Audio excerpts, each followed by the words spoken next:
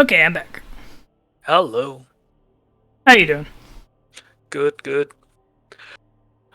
How it's what are we looking at? I think it's Dark Elves against Chorfs. Am I right? I know it's Dark Elves. I don't remember the other team. Is it surreal as? Yes. Yeah, then it's Chorfs. It's the wall.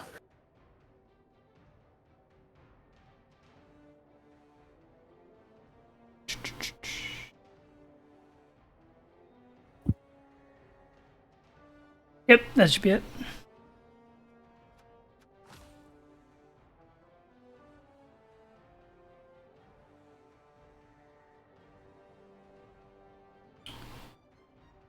Me. Nasty looking bull centaur on the wall.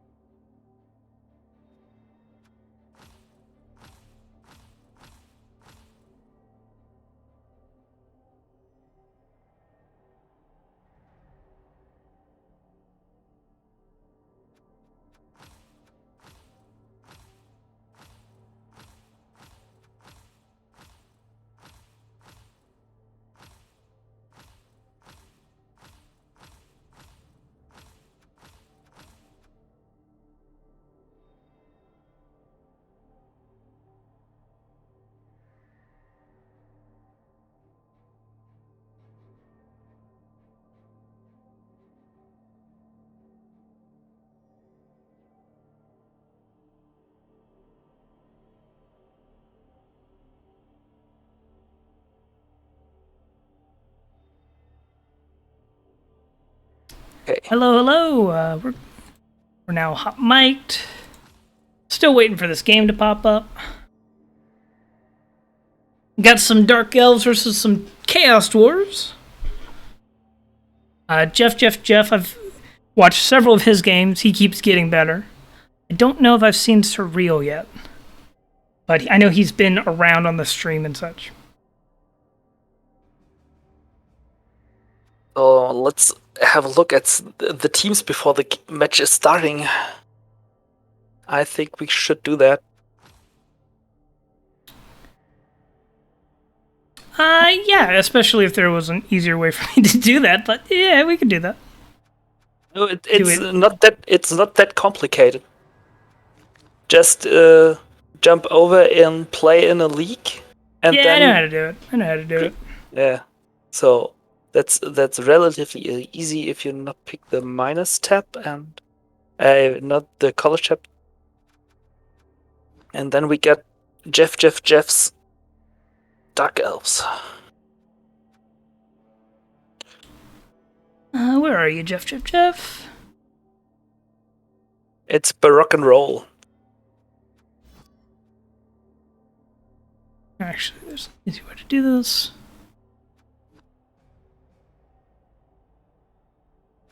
Alright, let's take a look over here.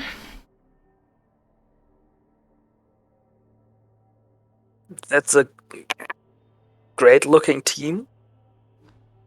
I think it's still in development, but all the blotch sidestep pieces are hell of annoying for anyone to play against. That's five blotch, and a Raj, and Rookie Witch Elf. Yeah, and three of guard linemen, really good. Yeah, and three of the blotch pieces have sidestep as well. Really annoying to get off.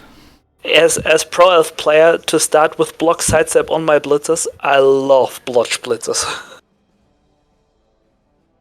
And even and with tackle, they are just getting better.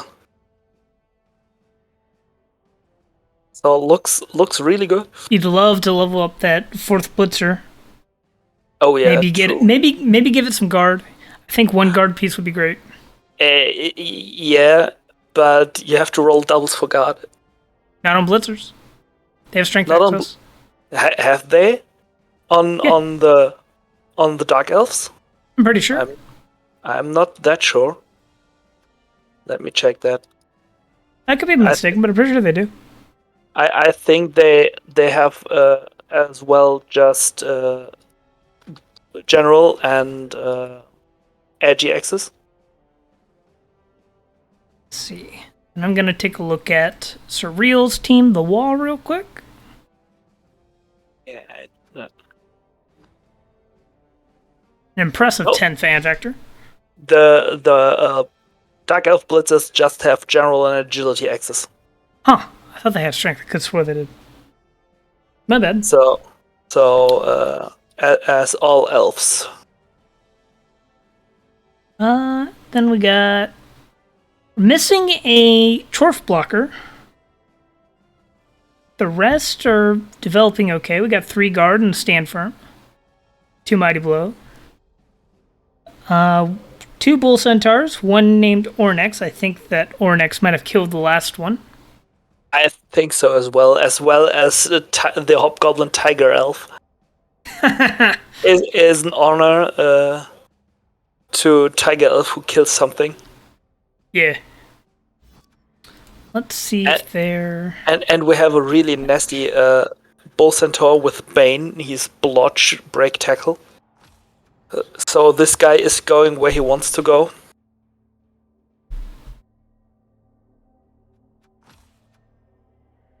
Alright, and match is live, so I'm gonna hop on into that. Let's get into that.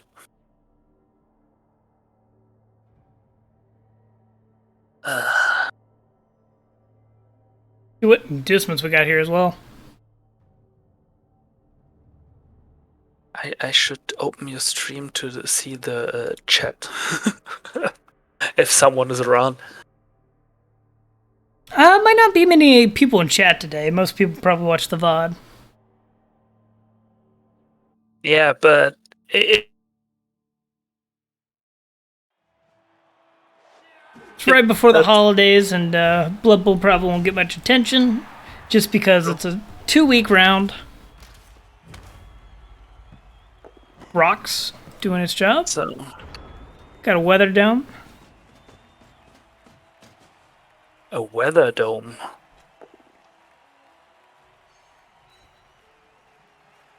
But Rocks just stuns, and the first armor break on the first block, it's stun. Oh, we have an inducement, induced Chorf blocker with Mighty Blow.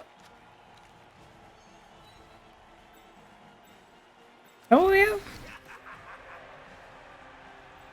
it is. It's interesting. I like that.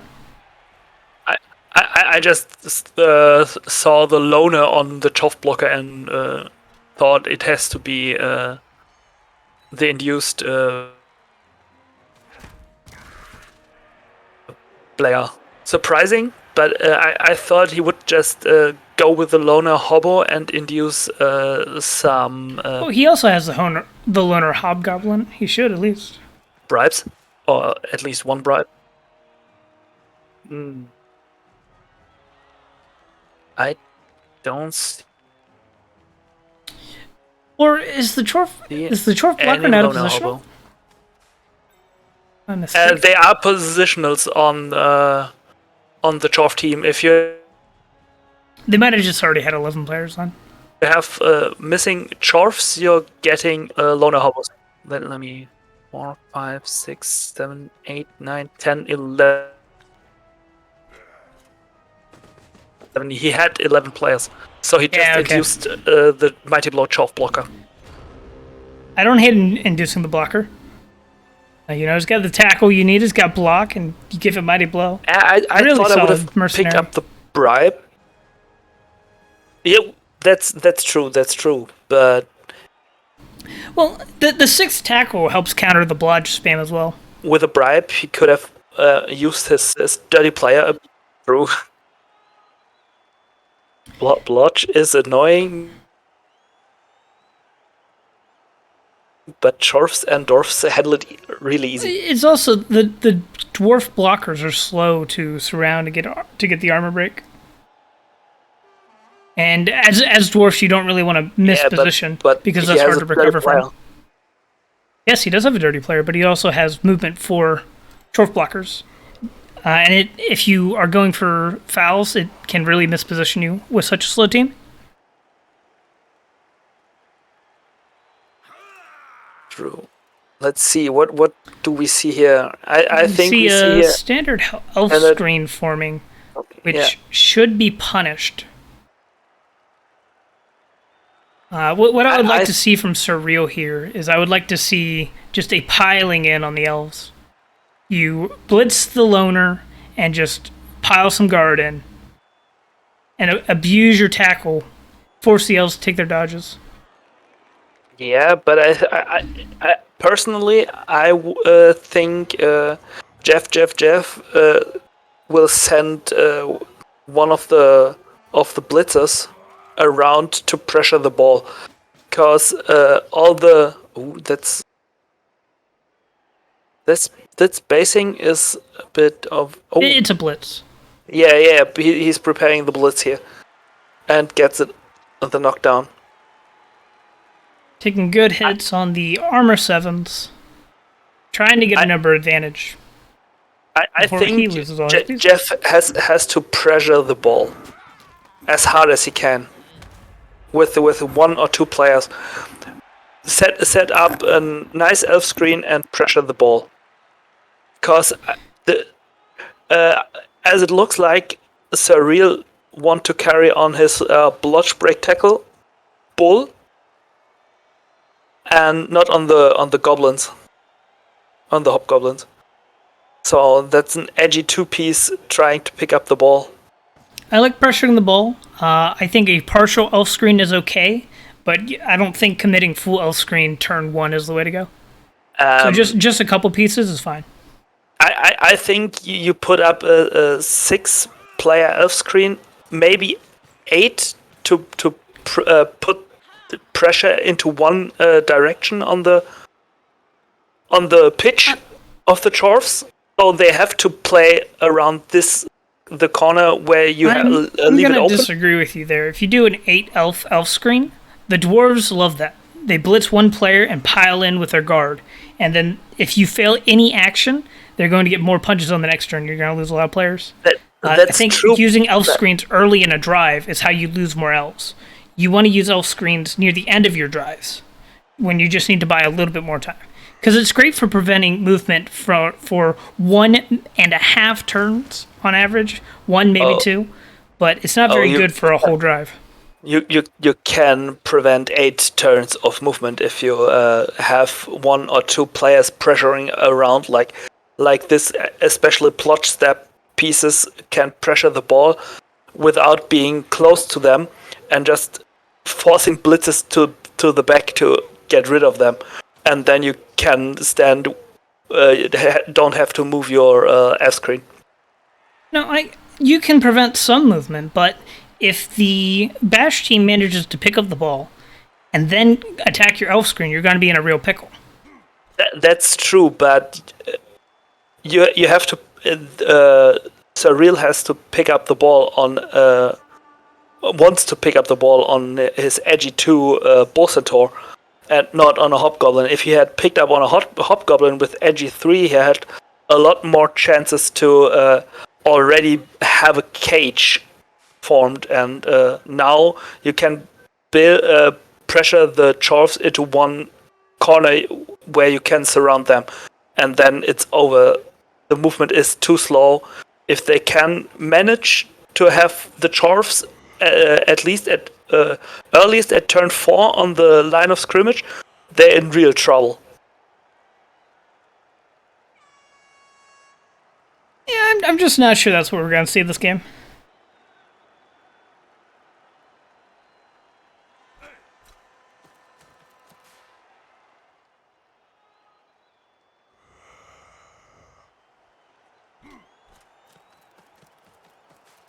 And if you see what's going on here, it's falling back of from the Chorfs to protect the ball now, just against 2 players. So now you move up your Jeff will move up his elf screen 1-2 squares and had some room. No, I think that elf screen is going to stay right where it is. Yeah, after that pickup, yeah.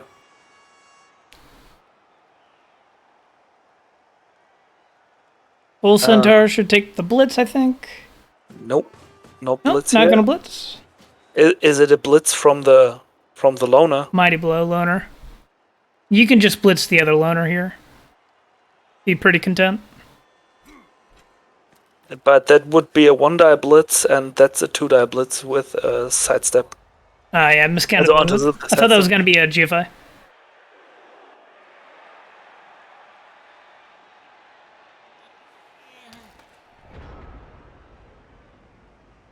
So let me. This is where it gets a little tricky. You can put a blodge step on the centaur. Yeah. I think that's step number 1. Yeah, but blodge step, or is it just blodge 1? Bludge step. That way you can threaten that if you take the centaur hit, you can go on the ball if they don't move the ball. Tie it up before the ball is moved. The blodge step. Let me have a look. Which one? I think it's the one standing the Caravaggio, but he has to dodge out from the blocker. There's also Hugenes. 2+, and he's right there. Granted, if you're gonna go for that, you also need some other pressure on the other, on at least one member of the cage. Yeah, you have to bring in an assist and cancel the bull assist. To bring in Eugens with a 2-die on the Mighty Blow guard blocker, which has stand firm. I think you have to bring in the loner on the Mighty Blow guard piece in the back corner as assist. Cancel the assist of the Hobgoblin, and then blitz in with Caravaggio on the edge corner, on the back edge corner, on Sneezy. Yeah, then you have one blodge stepper on the ball carrier and one on the rookie. You mean the rookie bull? Yeah. Oh yeah, you can. But I think I would have blitzed Sneezy with Caravaggio. Taking the move actions first is a good call. Yeah. That's the most important thing first. It's okay. I just meant the marking of Grumpy wasn't necessary there. Probably not a reroll. That's definitely not a reroll. Stand firm's a little stuck. Yeah, that's why I wouldn't have blitzed this guy because of stand firm. Because even with a knockdown, he would have been lying in the wrong spot for you. He should have blitzed Sneezy instead of Grumpy. And then he could have put a blotch stepper on the ball. I think the main problem with blitzing Sneezy is that it can overextend, and the bulls can consider running pass. Oh, you just... Oh, yes. Merc Mighty Blow blocker. Surreal only has 5 Chorf blockers, so he used his inducements to get the 6th for the tackle.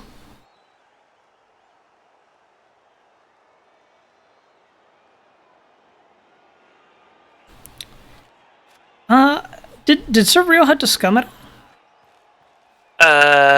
Don't know. Might have scummed a little bit of cash. I'm not sure how expensive Chorf blockers are. I know it's 50k for the skill, 30k for the mercenary, and then the base cost. That's 80. Yeah, he had to scum, definitely, because he just was down 100k. I agree, McMackey. I think I would have gone guard as well. Yeah. 150k for the Merc. Yeah, that's so not right. He definitely scummed 50k. Yeah, I would have gone with a bribe, I think.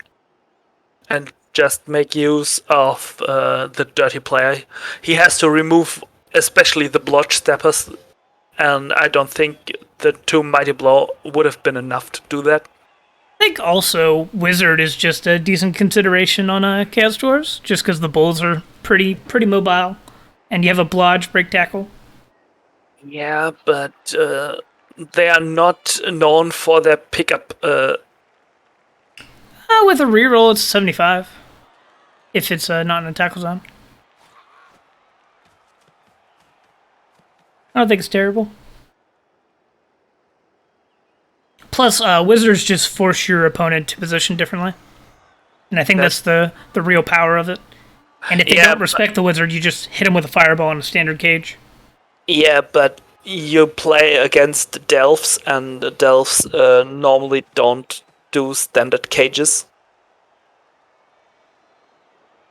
I think they are more playing like other elves and more of a screening, and then you have the problem that you can't throw a fireball in. You have to think about the lightning bolt.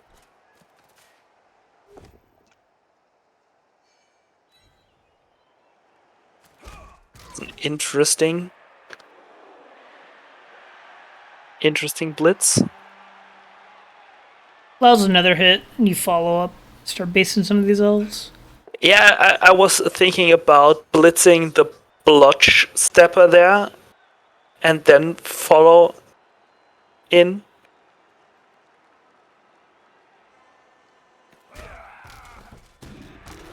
Armor break. Mighty Blow is a good skill. Yep, stuns are great.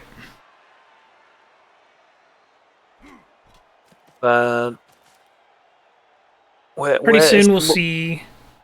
Where is he moving the ball now? If you slap him in a cage, wouldn't the naked be better to feed him some SPP? I think so. I think so as well. The break tackle bull's got a lot of value outside of carrying the ball. I think it exerts a lot of pressure as a handoff threat. But I think that's just a personal preference thing. Oh, we see a foul here. 8+ foul, not the worst. No, yeah, 8+. 7 is the magic number though, but that is a dirty player, so it's a pseudo 7+.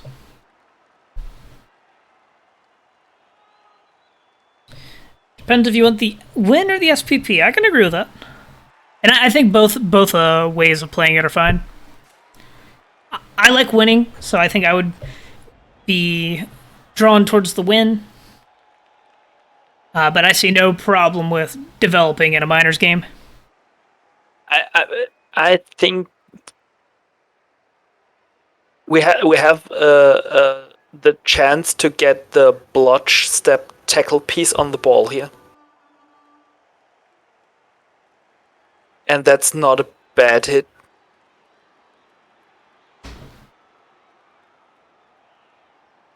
Where are you seeing that at? Put the guard block on as assist on Dope Son of Dopey, and then blitz in with Albinoni, and you have the blotch step tackle piece on the ball. The main problem is no matter where you're standing, though, you'll be marked, and then you can just bash away with the Hobgoblin or the Chorf Blocker. So I don't think it's the best base. No. I think you can if you knock down the Chorf Blocker, then you have to blitz, and the Chorf Blocker none of your players marked except the blotch step tackle piece with the ball carrier. Yeah, and the blotch step will be based by the Hobgoblin or the Chorf Blocker in any of those squares it stands on. And that's a 2+ break tackle away. I don't think that's the plan you go for unless you're going to commit multiple pieces to basing it. I think it's too early in the drive to start doing too much aggressive basing. You still got to try and create an opening right now. No, I don't mean don't mean you're just based by the bull and the Hobgoblin, not by the Chorf. Yeah. Well, if you stood in the other square, you'd be based by the Chorf and the Bull Centaur. But being based by the block Hobgoblin with an assist is the same as being based by the Chorf Blocker. And then your squares that you can dodge away with a sidestep are either into another Chorf, or into the Chorf Blocker, or into the Bull Centaur, depending on how it goes. Yeah, so you definitely step into the Bull, because that's a 2-die block without block. Well, yeah, but you... I don't think it would be the best base, is my main... Because then, even when you're on the Bull, it's a 2-die block to break free after plugging in the one square you want to be in next to the ball carrier. Yeah, but you at least with a blotch step piece, you're forcing a blitz against that one to get it out of, especially I don't with... think you force the blitz even. I think that there's enough opportunity to free you from the ball carrier. Yeah, but you have to fill squares. You had to fill one square. Unless you... Because if you're wanting to go to the Bull Centaur, you would have had to fill one square in front of the ball carrier in order to free off. But also, it's just a 2+ with a reroll, with a team reroll, to get off the tackle piece because of the break tackle. Yeah, I'm not used to play against break tackle. So I just don't think that forcing a 1 in 36 is worth risking a valuable piece at this point. That's I'm just not used to play against break tackle. I just thinking all ball carriers normally have blotch, and then put the tackle blotch stepper on them is worth it.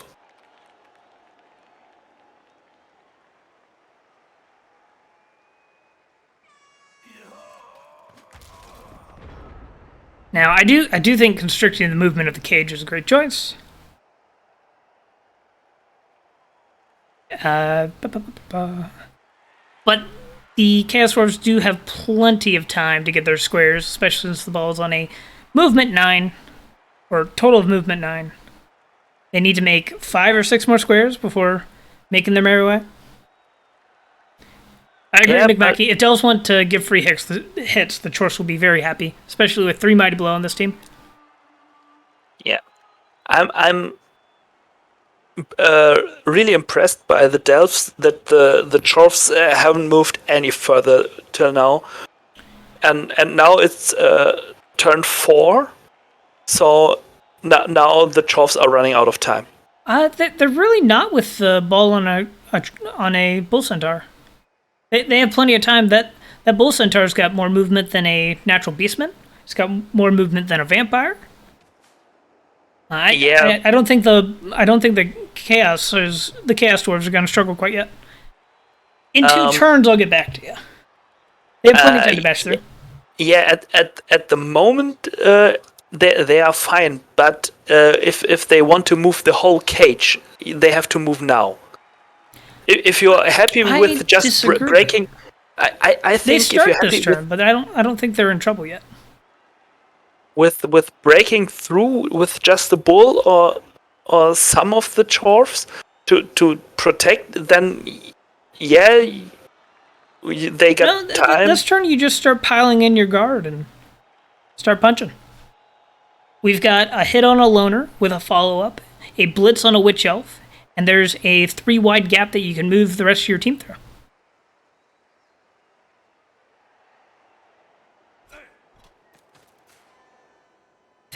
I do think that guard piece should have gone 1 to the right potentially. Yeah. Now you're blocking. Now you're blocking your own way.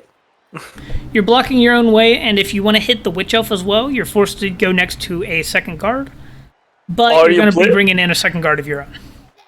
Or you blitz in from the witch elf from the back.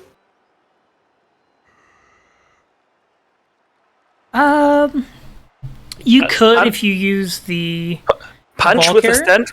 No, punch with a stand firm the loner, push it directly behind the witch elf, and then blitz with a mighty blow, tackle the witch elf from behind, diagonal. And you could use that other Chorf blocker. And punch it into the front. Might be the other cage corner though. And punch it into the front of the rookie bull. Then. Or if it's just a push onto the loner with mighty blow to get another punch on the witch. I don't hate this either. That's a good hit. Just beat up blodge pieces with mighty blow. Not the worst. I think the witch elf is an easier target and more likely to break in Kaz. But I don't hate freeing up the rookie bull. And got no protective skill at the moment. No block, no dodge. Oh, they got dodge, yeah. But with dodge doesn't exist against Chorfs. yeah, that's it exists against if it was a hobgoblin or a bull blitz, it would have. Tackle's a good skill because dodge is a good skill.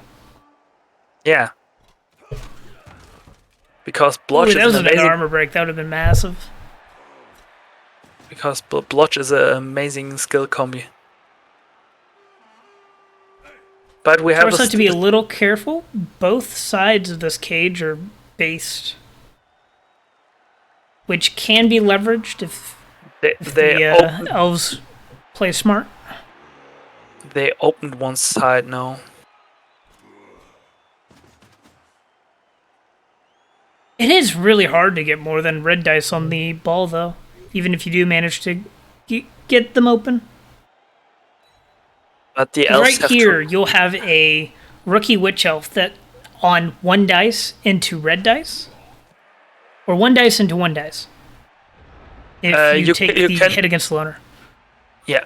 Against you could also take 1 dice with the guard. But not really any good options. I think you can blitz the loner, mighty blow, and then reposition the guard loner for a better hit on the guard blocker with the witch. but I think coming from the back is probably better. I think you can bring an assist on the guard mighty blow in the back left corner. Yep, but you have Hit to it with cancel your it. blodge step. But you have to cancel an assist on the wrestle dauntless line hobgoblin. Yeah, for 2 dice you do. Yeah. But theoretically, 1 dice could be fine depending on the play you're going for, because then you could blitz with the witch on. It'd probably be forced to be red dice. You could blitz the ball carrier with the wrestle witch so red dice, and you could probably get the ball down. Yeah. And halfway through the drive, worth considering. Maybe you want to wait 1 more turn though. Yeah. Yet now a one die. Oh, we have the assist here. Oh, here's 2 die. That's a 2 die hit on the mighty blow. We get the blodge step Good. on the ball. Amazing. But we have to mark now the stand firm blocker. Otherwise, he's just blitzing with him, and you have to step away from the ball.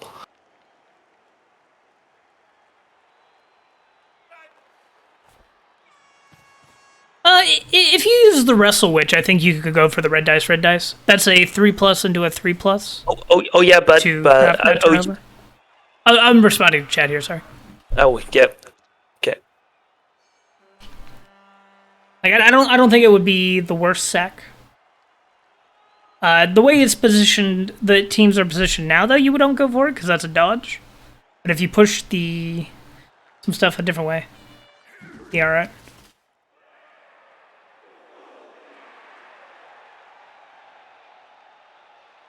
But he has to dodge in with a wrestle witch.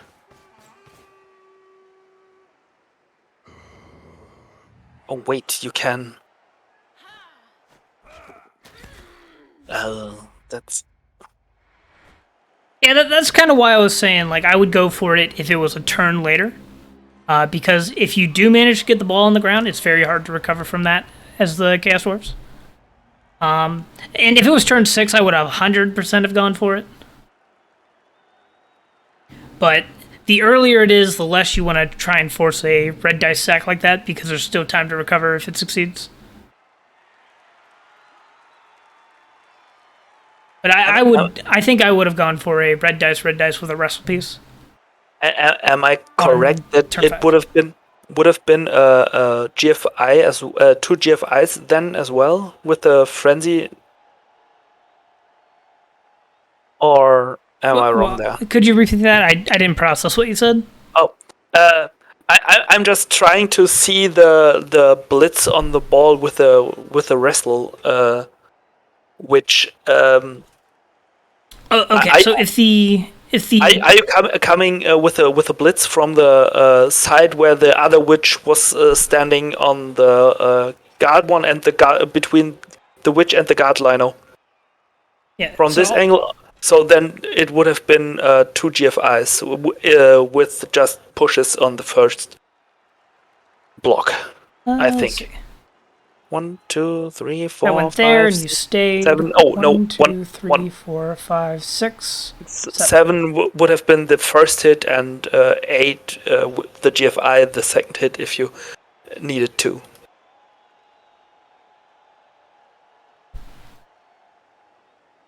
This should be.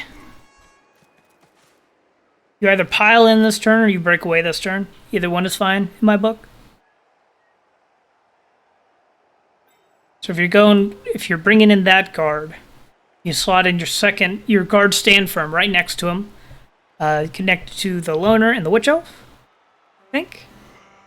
Yeah, that might be a little bold. I think maybe you blitz with the the. That's better. That's better than my play. Push it to the left. Follow up.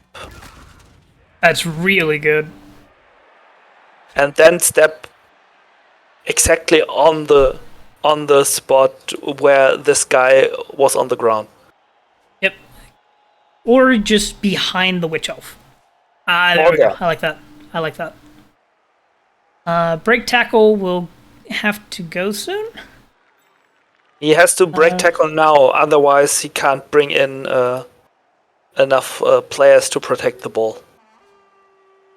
Because the bull is standing in the way. There is a hobgoblin you can move first. Yeah, there it is. Good. Sir Real's having some really good turn ordering, and so is Jeff. Yeah, that's a really fun match to watch, and it's a hell of a puzzle, eh? And we have the break tackle, and we just don't need the break tackle. He just rolled the 5 on the dodge roll. Just natural dodge. Always a relief. It allows you to take a second dodge depending on what's going on. Here there wasn't a good opportunity to make use of the break tackle if you succeeded on the dodge naturally. But if that witch elf wasn't there, you could have had a cheeky corner dodge. But the ball is not safe. Yeah, I think the main concern right now is the Rebbl Witch Elf. Yeah. And the... Oh. That's a good removal there. Tackle blodge step I don't think is going to be too much of a danger. 1, 2, 3, 4, 5, 6. Yes. Tackle blodge step is not a problem. Just got to worry about the witch elf. You bring up your wrestle dirty player, take a GFI up and to the left of the downed witch elf, and that should block off most of the avenue of approach. At least force a dodge, maybe a GFI. So you would be 2 tiles away and towards the end zone from Happy, the guard Chorf blocker. That's where I would put him. Oh no, I wouldn't have taken the second GFI though. But you got rerolls. Okay, that's pretty good too. That's pretty good. That's a really good spot there. Taking the 1 die with the wrestle. Try to tag more players. 1 in 36 dodge for the Blitzer, though. It's not terrible.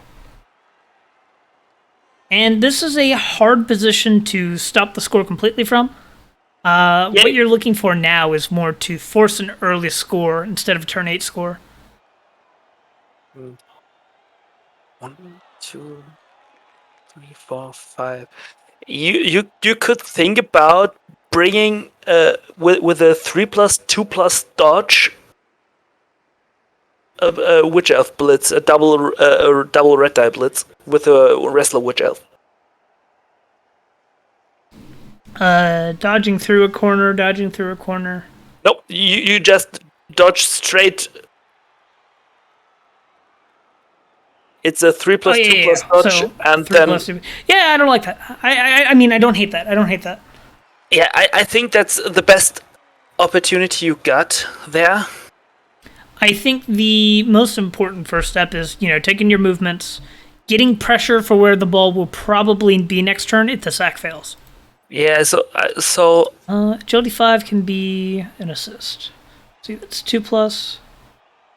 Yeah, but you have to dodge. Yeah, 2+, 3+ for the agility assist. No. 2+, 2+. 2+, 3+, 2+. 6, 7 G5. Yeah, you can get the agility 5 to assist. Yeah, but it takes more thinking than I'm willing to commit. But you have to dodge through tackle zones, and that's something. But if you dodge directly towards the Chorf that's facing it and down, that's a 2+ because you're agility 5, and then a 2+ because you're true. Agility You 5. can 2+. 1, 2, 3, 4, 5, 6. You can get 1 assist. Yeah, it's a 2+. And that 3+. turns it into a 1 die. That turns it into a 1 die. Yeah. It is a little funky because you don't get your dodge reroll against all that tackle. In the pathways I'm seeing. Yeah. Unless you went 3+3+ directly up. 3+3+, 2+. Seems meta. Oh, you can jump to the stand firm chorf. Then it's a 2+3+2+. Yeah. But I think you don't want to do that because you're just dodging out of a tackle zone with tackle with a 3+, and so you got a double 2+ if you dodge out the other way. But the blitz already used. Yeah, I think the other way was better if that's the play we're going for. But this seems like a pressure play instead of a sack play, which is fine. I think pressuring the ball in this situation is very good. Break free with your blodge pieces. Try to screen off some of the defenders. Run the Restless Witch Elf back towards your own end zone. Force the score if you can this turn. Oh, jump up. Jump up's a skill. I forgot about jump up. And jump up failed. Jump up's lame. Nobody likes jump up. Everyone likes jump up to have, but don't want to use it. Yep, bring in the witch in a good position. It's a good threat. Bring How do you around. relieve this threat? You got a hobgoblin. You Chorf blocker. You've got a bull. He's marking the. Ooh, that's a ballsy situation. I don't think it accomplishes too much. I think it's a ballsy idea of Jeff to get something out of maybe a ball carrier blitz. But I think at the moment it's doing nothing. I think what that does is it guarantees your sacking threat next turn is going to be on the ground. But it's got to jump up. It might still be standing anyways.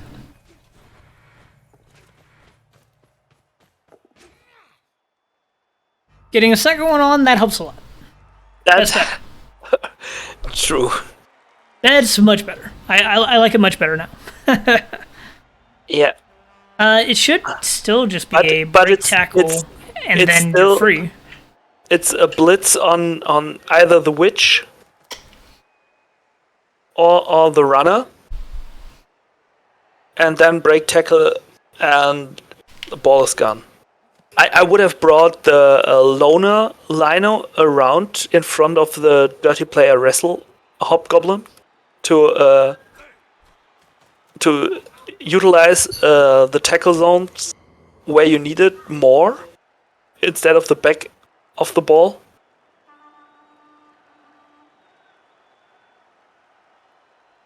I think what you actually do is you punch with the stand firm. If you get a knockdown, you just break tackle, run off to the left. Oh yeah. Because then you still have your blitz available. You can use it where needed. Yeah, or you just... I feel it looked like he just blitzes blitzes the blotch runner and then breaks tackle and runs away. I think you blitz the witch because then a both down works as well. So you use the rookie chorf blocker? Oh yeah. Yeah. And then both down gets you free. Yeah, I think this isn't too hard to recover from. Yeah, I wasn't saying blitz with the ball carrier. That'd be silly.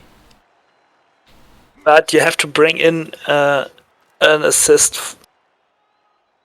You don't want to run into a one-die blitz against that witch.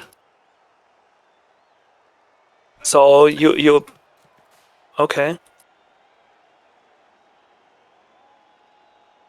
Should be a punch on the sidestep, I believe. I would have punched the sidestep, bring in the Rookie Bull as the assist, and then blitz the Rookie Witch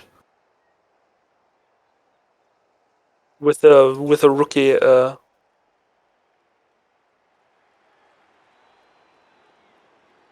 I think the one comment I have is be a little careful about bringing in all your assists where you're going to put them if you're setting up blocks. Because sometimes if you do that and like your first block fails, you'll have like 4 other pieces that can get punched. So sometimes you want to take punches one at a time before setting up the other assist, unless you're going to base regardless. That is fine. Yeah. That opens up the way for the break tackle. You can no. also blitz the Agi5 if you wanted with the Rookie Bull, but I'm not sure I would do that just yet. I would do it after breaking tackle the other bull out. That's a 1 in 36 to fail and screw you over. But the rest of the delves are all tied up. Oh, we see a blitz. Directly to the right. And follow. There you go. And now the bull can score if you wanted, I think. Yeah, you can score if you wanted. Yeah, but I think... It gives him far more movement as well. Oh, he is going for... GFI. He's going for the score. Yep. I don't think that's terrible. It does give the Dark Elves 3 turns to score, but that's less dangerous than against other elves. That is true, but 3 turns are more than needed as well on the Dark Elves.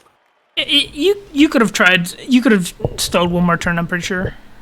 But not risking getting the ball on the ground when you already have it on a really good ball carrier, I think it's fine. Should be a chevron here. Nice, basic. Just need to stall a couple turns.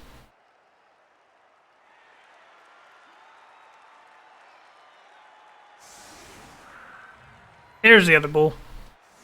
Yeah. Switch over to Jeff's view. Oh yeah. Good idea. I like to look from the ball, the receiver's side, when I can. I don't know why Surreal has the weather dome. Because, picking up the ball with Chorfs is a nasty big of a problem, but... blizzards and sweltering heat is the main reason. And rain. Yeah, but more blizzards and sweltering heat really screw over Chorfs. Because blizzards, you are already slow on 6 of your pieces. I think blizzards really screw over any dwarf team, just because the slower team is most affected. And sweltering heat can potentially remove a lot of dwarf blockers that would otherwise be fine most of the game. I think those are the 2 real issues you want to look out for with a weather dome. Yeah, but rain is also a big problem, because picking up the ball for Chorfs is already difficult enough. I don't think the rain's too bad, because the hobgoblins are about as good as most non-elf teams. You don't have sure hands innately, but you'll get it eventually. Or you'll get an Agigabo, and it'll be fine.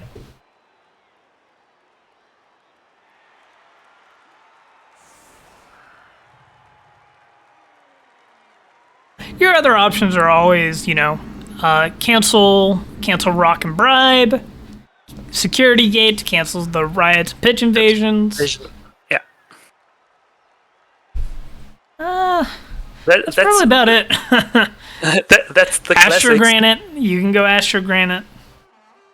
Yeah, or you go Elf Turf, because you're doing more GFIs than other teams. Or just Astro Granite, force the other team not to take GFIs, or if they do, they can fail them for you, hurt themselves. But you don't take Astro Granite because it's the best. Hey, Mighty Crab, how you doing?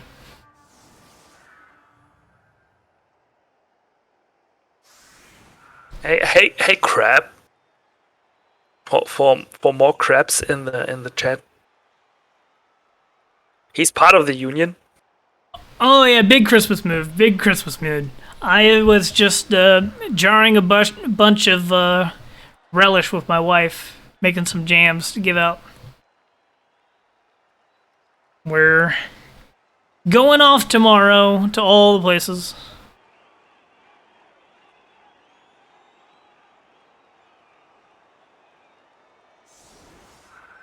Oh, I'm actually big tired already. He's setting up hard for, I think, maybe 2 turn. It looks like.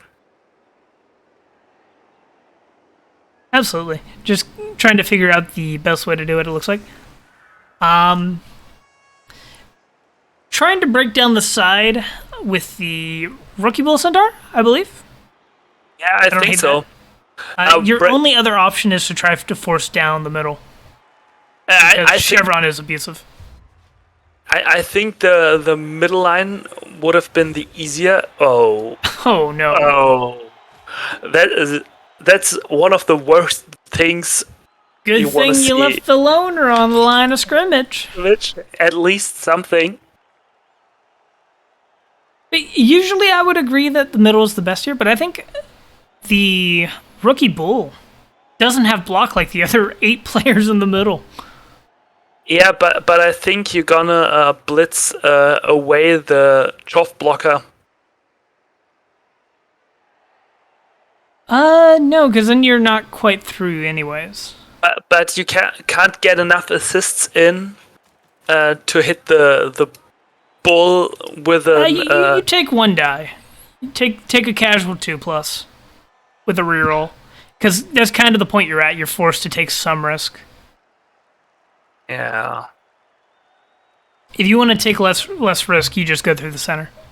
But the lowered risk is also a lower chance of breaking through just because of all the block and the wrestle. That's true, yeah.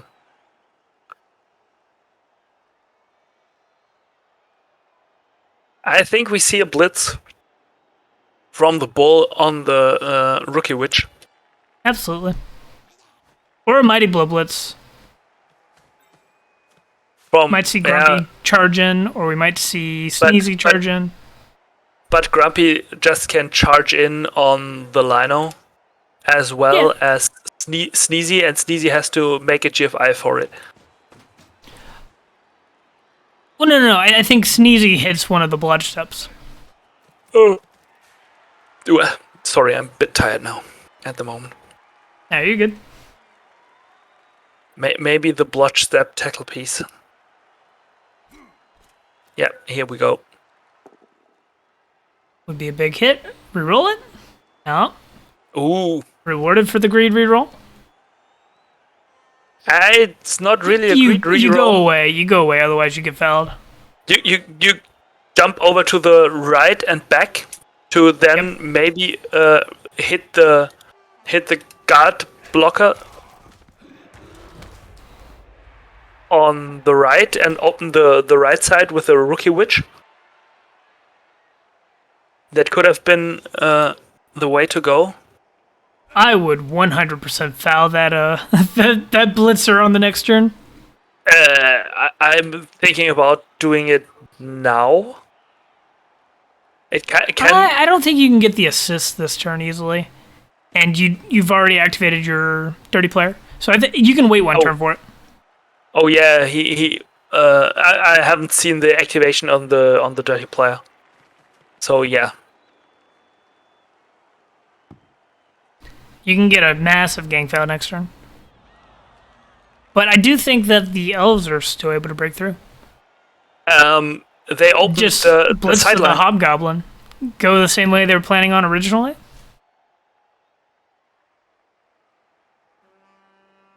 I think they don't need to blitz the hobgoblin. They blitz the Rookie Choff blocker and just go straight across the sideline. I think they go ahead and hit both the Chorf blocker and blitz the goblin.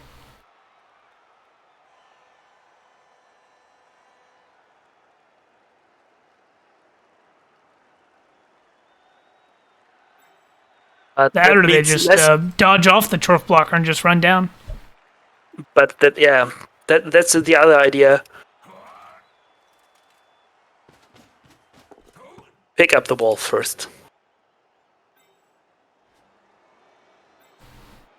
I would go right back to the middle, because that's still outside the blitz range of everybody. I think I would do the GFI for the handoff. Oh no, yeah. It'd be the same odds. No, the pass is even better because that's 1 SPP on the blitzer. Yeah, I'm saying it's a 2+ into a 2+ or a 2+ into a 2+. No. Take the SPP. Yeah. Take the SPP. I was thinking about the pass for the scoring now, but he has to score next turn, or something. He's got 2 more turns after this to score still. Yeah. Because we saw the blitz turn. Yeah, I was thinking in a 2-turn score. Yeah, but Dark Elves have a nice, cozy 3 turns, so they can take it slightly less aggressively. Dark Elves manage a 3-turn score here, and they'll be sitting very pretty, receiving the ball in the next drive, able to do a 2-1 grind to the Bash team, and that always feels great.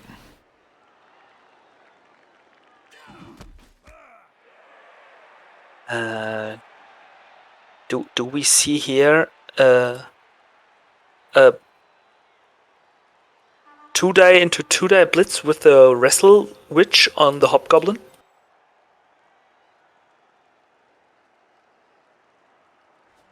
Potentially. We could also just see a regular blitzer hit. The main thing is where do you put the ball and who are you bringing in what order after that? Because currently the ball is not safe. At the moment, it's relatively safe. No, it's not. But it is a 2-die block into a GFI from being punched on the ground. Or you just hit with the Wrestle Hobgoblin with 1 assist and I missed the setter. Oh, I think you take the push here. Yeah, that's a GFI though, so you got to be aware of that. Yep, there's the GFI. So you had to reroll this. There's no choice about it. It's not the worst, not the best. Could have been worse. Do what you gotta do. You had to reroll the GFI failure, otherwise your ball gets sacked. And now move the ball more to the left. Move the ball and then do your dodges on the 2+. And then start with a witch, then the lino, and then the loner. I agree.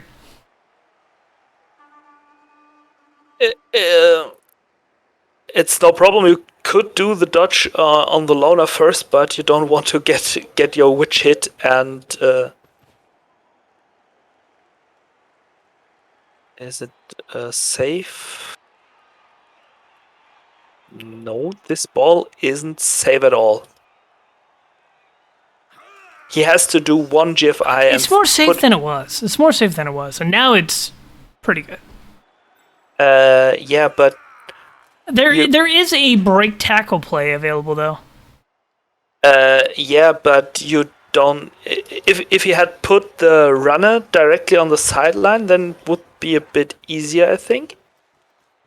But now you just put in the guard, hit the blotch stepper in front, and then don't follow. Or do you follow? And then it's the way where the blotch stepper goes. If it's a knockdown, then all good. If you put the runner on the sideline, there's a surf potential with the break tackle bull. I'm pretty sure. Depending on where you put it on the sideline. Yeah. But also, those were GFIs, and it was a GFI to get to the side, I'm pretty sure. With the routing that was taken. That is an interesting move from this Hobgoblin there.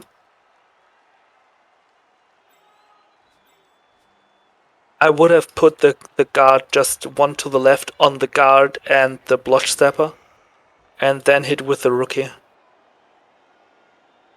I think there's an attempt to control the sidesteps is what's going on.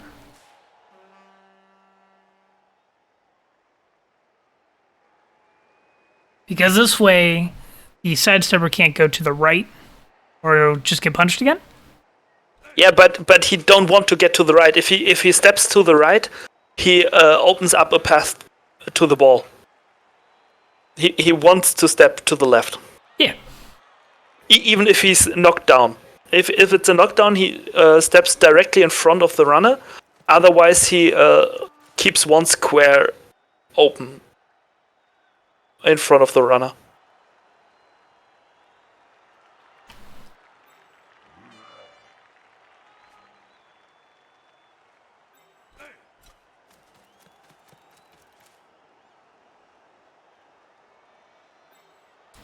Here, I think what you do is you send your rookie bull down the pitch as a scoring threat.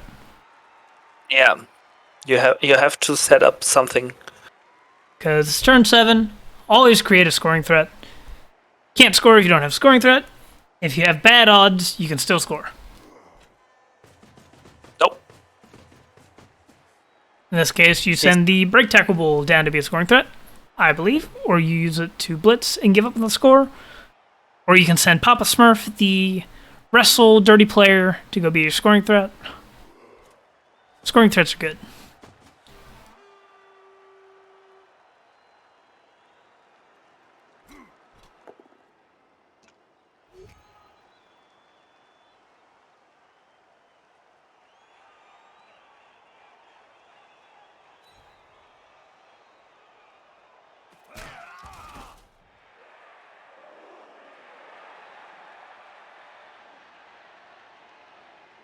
Now, where's the hit coming in?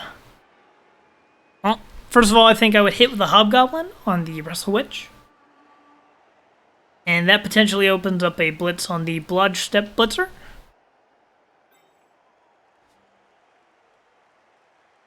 Can potentially get him on the ground. And you could probably mark the ball with a GFI.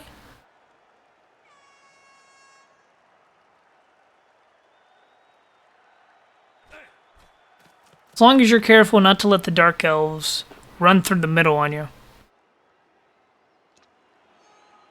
Now there's a path open through the middle with a 2+2+ dodge out, and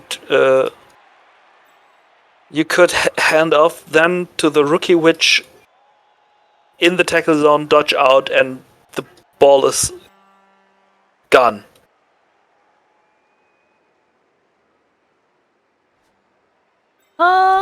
Not necessarily gone, is it? I think the 1, 2, 3, 4, 5, 6, 7, 8, 9. 1, 2, 3, 5. Oh yeah, you can get the witch pretty much clear. Yeah, you just put the witch on the sideline, and she can be marked but not blitzed. Can be marked but not blitzed. Yeah, that's what I'm saying as well.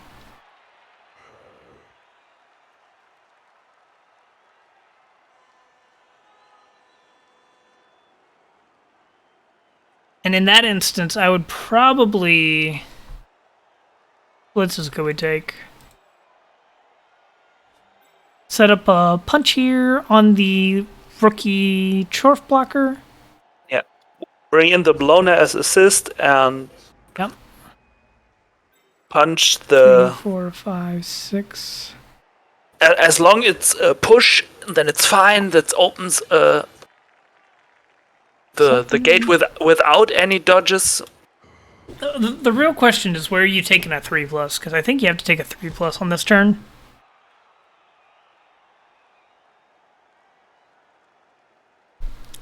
Like, probably giving the ball to the Witch Elf is the 3+, is what I'm saying? Yeah. You have to give the ball to the Witch Elf. Can we create a blitz on that Chorf stand firm piece? It's a good hit.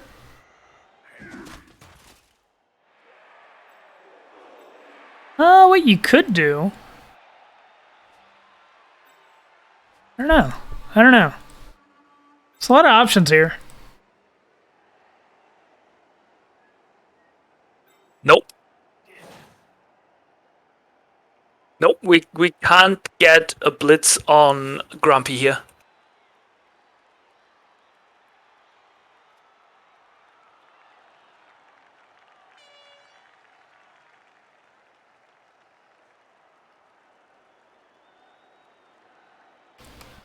But you could blitz one. Oh, that's a 1 die. Grumpy also wouldn't be a good blitz target anyways because of the stand firm. That's true, but if you can get it, you still have 2 die then, and to free the witch to have an easier handoff. That's what I was thinking about. Sidestepper blitzes the Hobgoblin, and then goes and bees a defender or an assist down below. I think you needed that reroll elsewhere. Yep.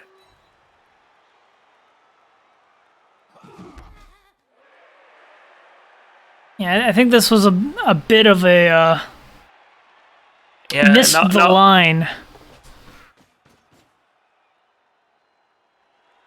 Oh, maybe he's just preparing. Actually, you can go. Score. But I think he has to go into the Hobgoblin's tackle zone. 1 in 36 out with dodge. Go for the pass, then run off the witch. So it's a 2+, 2+, 2+ for the handoff. It's not a 2+2+ for the handoff because that's in a tackle zone. That's 3+. Yeah, no. You need two GFIs for the handoff then. Oh, okay. I think you just do 1 GFI and go for the pass then. Because that's similar odds, and you can't fall down. Oh, yeah. So you go 2+, 2+ pass, 3+ catch, 2+ dodge. Yeah. 2+, 3+, 2+, and then bring her. Oh, no. That's 1. Still some scoring threats, but they should be punched. Nope. There's no safe scoring threat. Yeah, there are witch, 2 scoring threats on the left side. The witch and the blotch blitzer. I think they aren't any scoring threat because they get punched now. If they're in range, they're a scoring threat. They aren't good at scoring threats because they're base and they're going to get punched, but they're still scoring threats. Especially the bludge step because you don't get to control where you punch them to unless you commit more players. But realistically, this should be a Witch Elf down into bludge step, potentially surfed. That witch is still in scoring range. You guys jump up? Yeah, true. Jump up.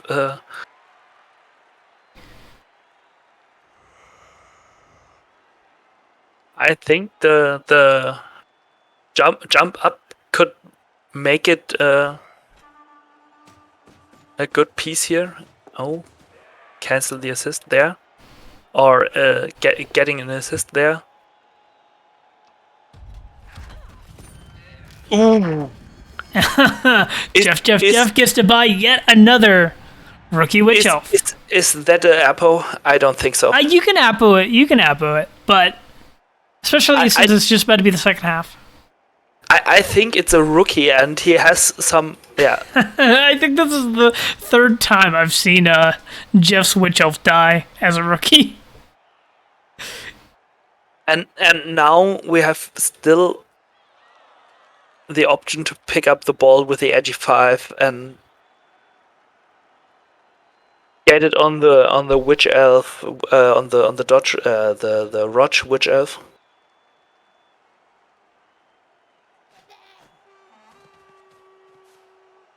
Okay. Creating some more tackle zones. Sidestep next to the bull here, I think. Yep. Then you have 2 scoring threats still. Has to survive 1 more hit.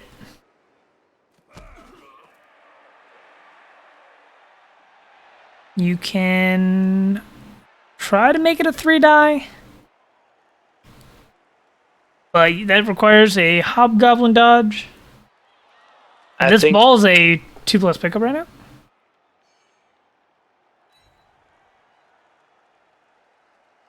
Yep, that's an unprotected ball. So ball on the ground is elf ball. And the Blitzer is a 3+2+ away from getting to the end zone. As well as the witch. No, the witch is No, that's a 4+2+, isn't it? 4+3+2+. 4+, 2+, 2+, and that Blitzer's in the end zone. I'd say that the Dark Elves have a 50-50 chance of scoring. They either do or they don't. Yep. I think at first it's especially depending on what the Bull Centaur, what Surreal is doing with the Bull Centaur now. Then, as far as the ball situation goes, you pick up with the Blitzer, hand off to the runner, then put your Blitzer in the end zone and go for the pass. Not the worst idea, yeah.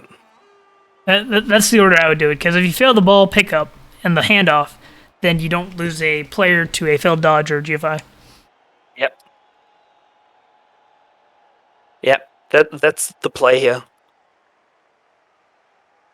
Although I think both players have forgotten about Happy and Rembrandt in the Dark Elves half. Oh yeah. They've just been staring at each other for 2 turns. Is it just... Yeah, well, yeah, they're just staring each other for 2 turns now, yeah. So I think I would go with a pickup into handoff, and then dodge out the witch first. Because if the witch... Does the witch have better dodging odds? The witch is not on a tackle zone with tackle. Yeah, that's fair. That's make it better odds, I think. Because her dodge can work. It's a 4+, 3+, 2+, and the Blitzer has a 3+, 2+, but is on has to dodge out without his dodge skill. No reroll. Yeah, so that's a 50 into... Yeah, most of the time get out. Versus a 75 into a 2/3? Or 1 and 9? Either way, it's fine. Yeah, I wouldn't blame anybody for putting that into Samba, and I wouldn't really blame either pathway of doing it either.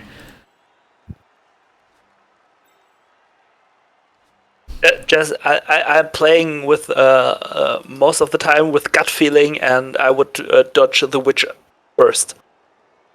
I'll go over to Samba, see which way would be theoretically better. See if we have the dodge skill and go for 4+, 3+, 2+. That is a 55%. Okay, wonderful. What if we did without the dodge skill and did a 4+, 2+? 2+. Definitely go the Witch Elf dodges. It's like 55% versus a 33%. This is a massive difference. That's especially a nice... Guard Mighty Blow to move the Stepper. Oh, yeah, you know. That's another one. You could have also... You could have also chain pushed the Sidestepper there. Yeah. So... I like this. That was an unnecessary GFI, I think? No, that was necessary. He went directly up and to the right. Yep, true. And that is... you dodged through the Bull Centaur corner? Nope. I think I would have gone to the right through the bull.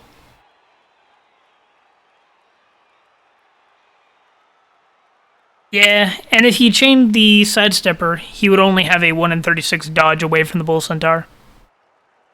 I agree, Kawagiri.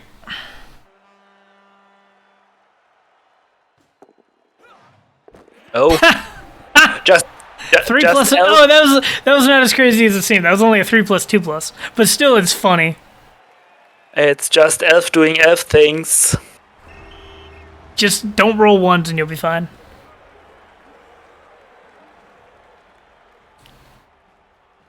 Well done by Jeff. I 100% did not see the chain push. I was not looking for it. Nope. I blame mental fatigue from doing some shopping today.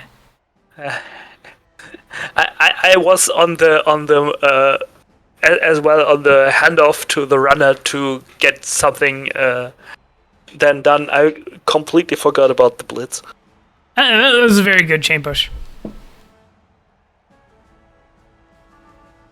It could have slight improvements to it, but it was still really well done.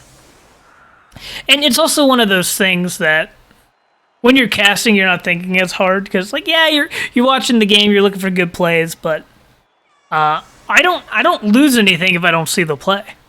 that is true. We're not losing anything. We're just I don't lose points. I don't lose players. We're just taking what we see. But that puts the Delphs in a dominating position. 1-1, Yeah, receiving the ball. But they're 3 players down against the Chorfs. I mean, I don't think... 2 players down. 2 players down. Yeah, but the Chorfs have a bench. Yeah, but that doesn't matter on the pitch. Yeah, that's true, but I So think they're playing 2 down this drive.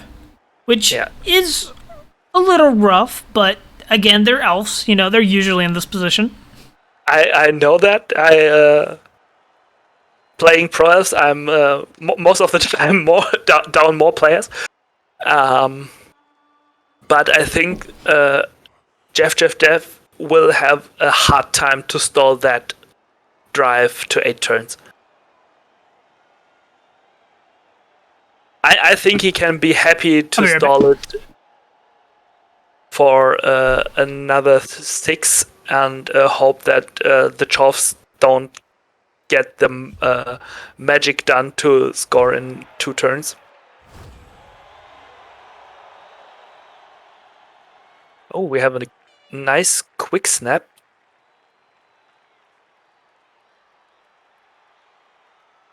I'm back. Sorry about that. Welcome back. We have a quick snap here. It's nice. I just said... I do think that... I just said that Jeff could have hard times to stall it for 8 turns. I think he can be happy if he manages to survive 6. If you get to 5, you're doing pretty good against the Chorfs. But the problem is breaking through after the stall. But it looks like Jeff might be happy just to pull back, try to bait the Chorfs to come after him, and then sweep around him. Yeah, he has to manage the speed. Because, like, what can actually happen here is the Dark Elves don't aggress for the ball, and the Chorfs refuse to come into the Dark Elf half, and we just see a nice boring tie. I think after what I've seen in the first half, we see a hard-fought ball here. And but I think the Dark Elves try to lure the Chorfs into their half and then just run straight through the defensive line. Oh, yeah, that's a great idea. I wish I'd thought of it. Because I think the Chorfs can't stay so wide a long time. You can stay wide as long as you don't have any gaps. But if all the elves pull to the right, you start closing in on them. As long as you leave some threat a little, just in range of the wraparound distance. But you can definitely make a slow crawl towards this ball as the dwarfs. But you got to be slow and careful, otherwise this ball is gone.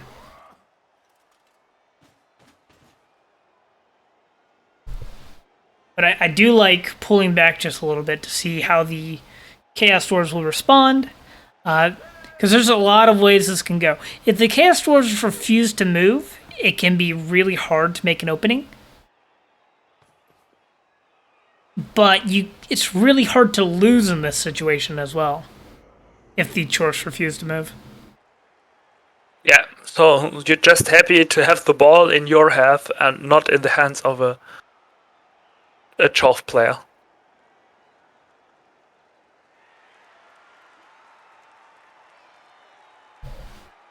And as always, the elf player could win, but at what cost? I think the elves are in a fine position. Yeah, but losing a witch elf is a rookie. It's whatever. True, but it's still hard.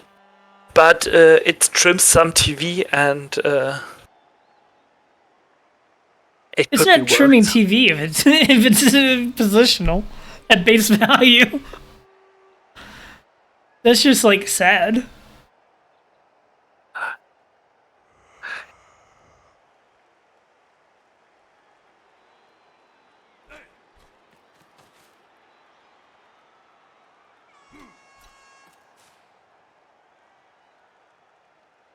That's a guard blocker that's going to get punched next turn.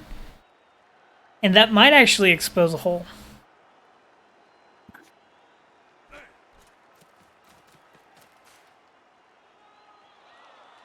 The Dwarfs are advancing, trying to stay wide still. Delves playing wide forces the Dwarfs to play wide, which is very good. That's the way the devs want to play. Especially against Dwarves. Dwarves playing wide get sad.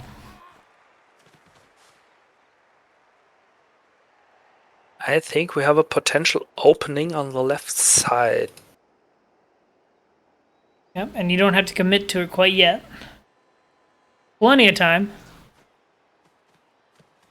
The right side might also end up having an opening, depending on what's done here.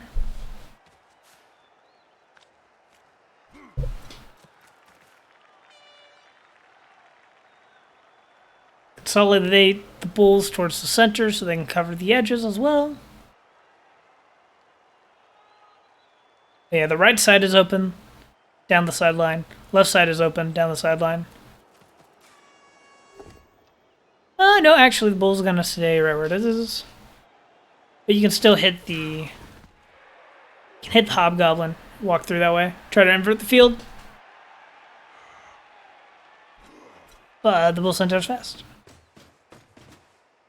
Now it's much more tempting. Not to run through and blitz with a witch onto the hobgoblin is hard. You don't do a full run through yet, but you put your guard on the guard stand firm next to the second guard blocker. You have two punches. And hit those two guys, yeah. And then you can wrap around two blodge steppers on the left, pressure a little bit on the right, bring the runner out of blitz range, and you've got a lot of threat. And it forces the dwarves to separate even more. Yeah.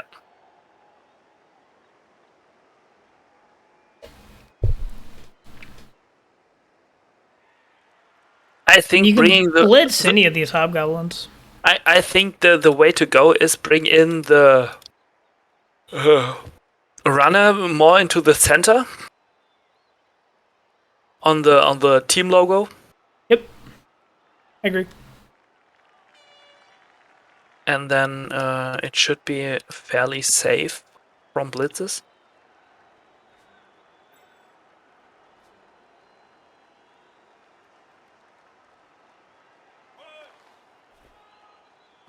Yeah. Ball safe. There we go. That's good. You could have him one space forward, I think, but he would be baseable. Here, he's not even able to be based. No, here he's just able to be based, not He's getting able to be punched. based by the Chaos Dwarves on the right, but only if they're not knocked down. Yeah. I would have not stood up the loner. I had him on the ground before the punches, and then took the punches and stand him up. I agree.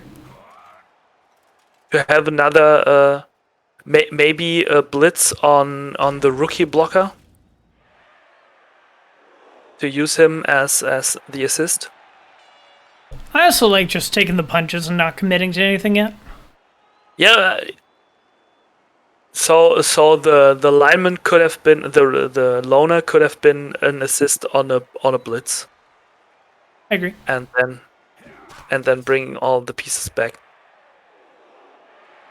But so you have to bring forward the rookie lino to blitz. Oh. You know what would be really fun? Would be fouling the stand firm blocker and giving him movement down. That way he becomes a tree and has to roll to stand back up in his future games. Yeah, but if he fouls now, he got a counter assist.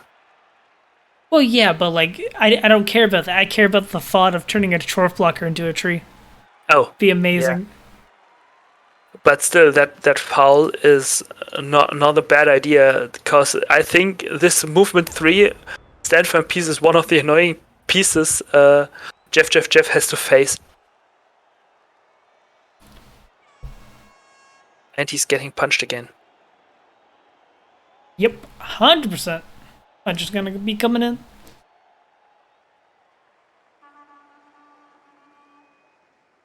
And Dark Elves are content to just take their time. They don't have to force a big opening yet. Nope. Oh.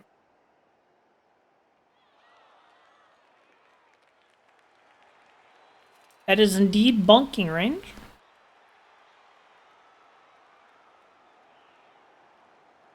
Still got a 2-die with the Blodge Blitzer.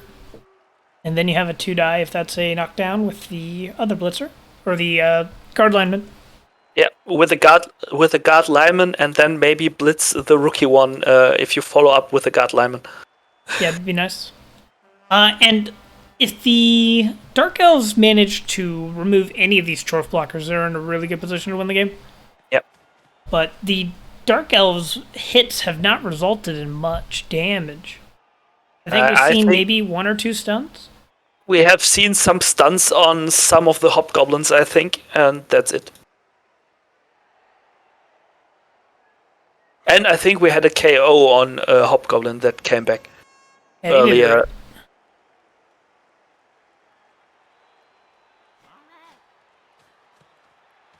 A stun would help a lot as well.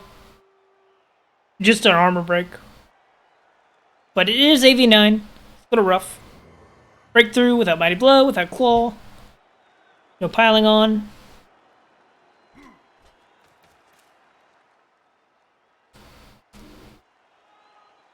So we have a hard base here. Oh, dub skulls. Uh-oh! Ooh, quad skulls. Quad skulls! Uh-oh! So do we now see the breakthrough on the right side here? I think so. We have enough players? Have enough players. 3 Chorfs on the left. 3 on the right. You can break through the right or the left here, I think. But you don't have enough players on the left. Yeah, so I think the right is the stronger side of the Delphs at the moment. Potentially you could break through on both sides.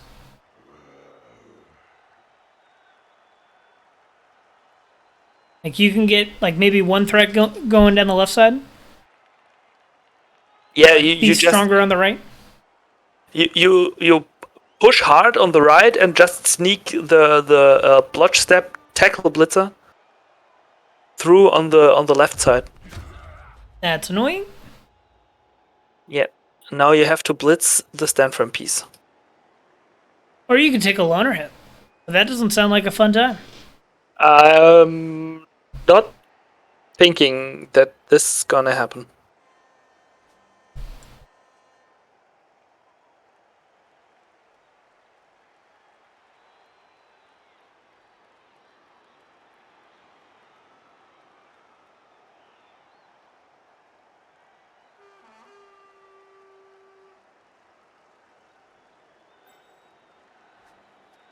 There's a lot of options here.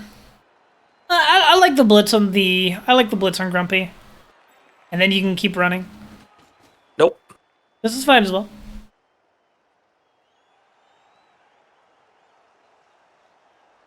Looks like Jeff is content with a draw at the moment, unless he gets something bigger. I like that. Directly towards the sideline. Nice. Go give an assist elsewhere.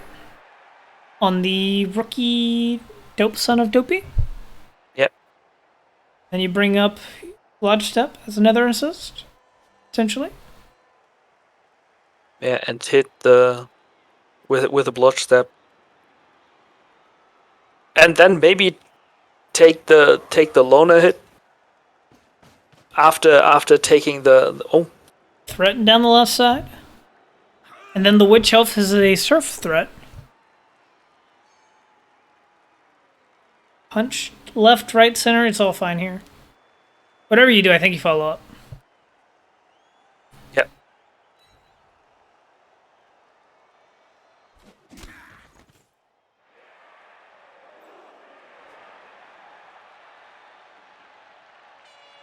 I would have followed there. Yep. I don't think you expose yourself by following with alignment. And that's not the juicy blitz anyways.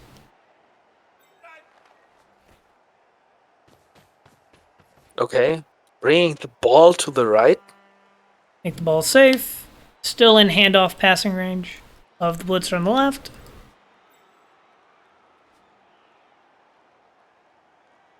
Now we should see either a dodge from the blitzer.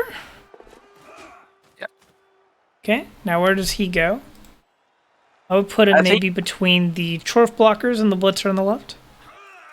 1, 2, 3, 4, 5. Taking the one die on the guard. Now 2 die with loner. And the last second. Yeah, I would try. What could happen? Dub skulls. Quad skulls. If you throw a loner reroll as well. Oh no.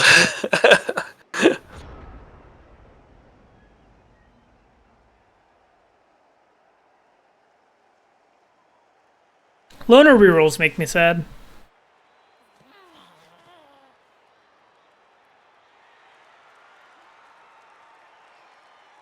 Okay, Hobgoblin's gonna be served.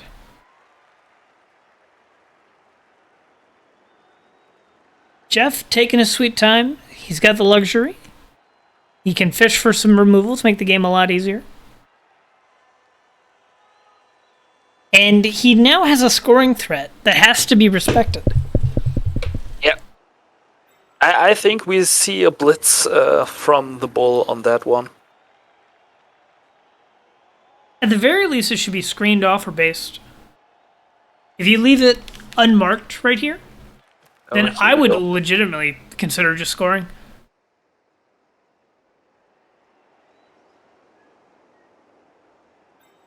And even just being marked and drawing pressure, that opens up more of the field for the Dark Elves. Because now we have one less blocker on the punching line. Potentially even one less bull, depending on what's blitzing. But it's probably the Loner Mighty Blow that's going to do the blitz. Yeah. And, Blitzer might still be standing. It's And blotch then you that. really consider going for the score.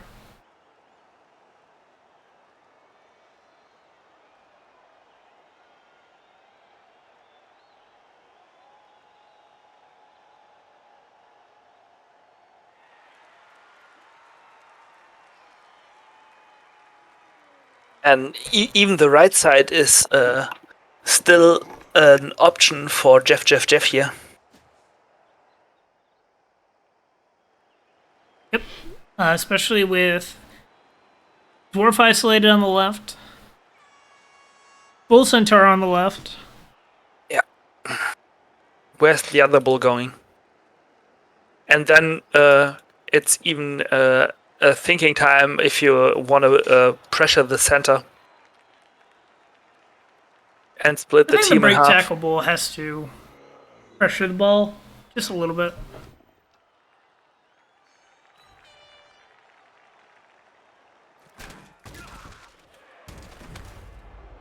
Oh, that's a stun. And that weakens the right side a lot. Yep.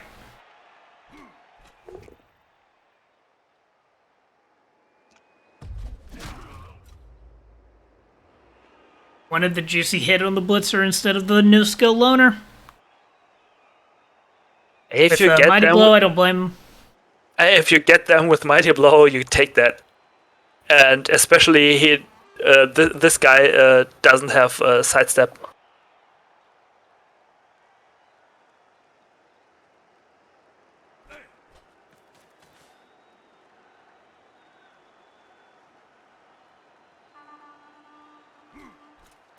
And here we go. And we get the knockdown. And we get the armor break. Oh no, that should be the and apple. that's the apple. Come on. Oh no, it's a perm.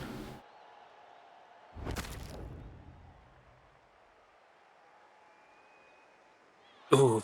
Oh, strength down. That's awful. That's They're gone. You lost both witch elves in one game. That's a dead into dead. That's rough. I had considered the dead to click dead. Well, you can always like sell it later if you don't click dead. That's true. Because like there might be some wild situation where you want a strength 2 witch over a lino. I don't know when. Let's say you just make her a ball carrier that has dodge. Not the best, but it's not the worst. Yeah, but she already has wrestled, so Yeah, could still be a gutter. it's still got frenzy, and if you can't afford afford the which elf, yes, Yeah, Taba, the dark elves did score in the 3 turn.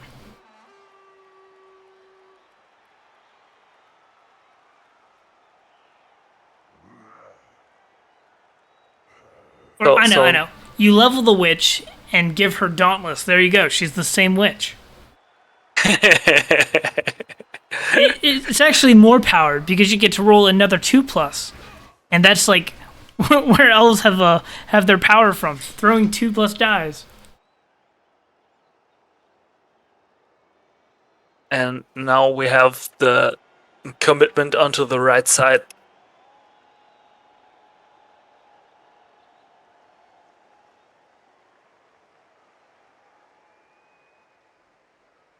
I don't even think the elves are going to break away. I think they're still content for waiting for a better opening or accepting a draw.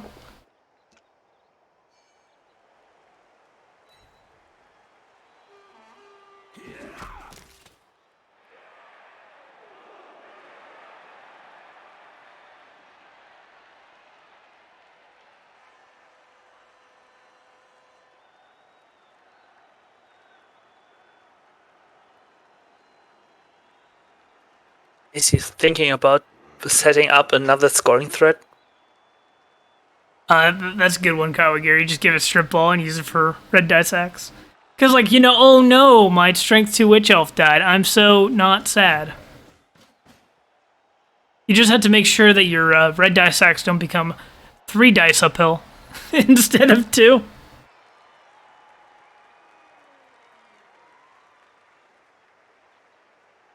Another blitzer out in the open to draw pressure.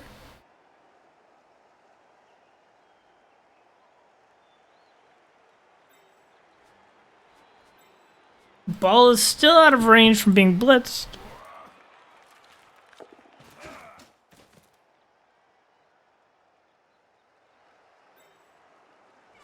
I'll send the loner up. Send him to the right. Be a third threat. You had to respect Stove just because it's an elf. 2+ dodge, go for it. Dodge out your old lino before that. Yep.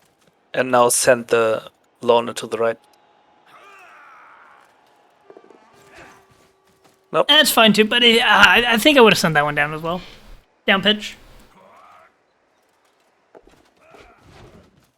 Oh, nice. There we go. Sending that guy to the right is also a good idea.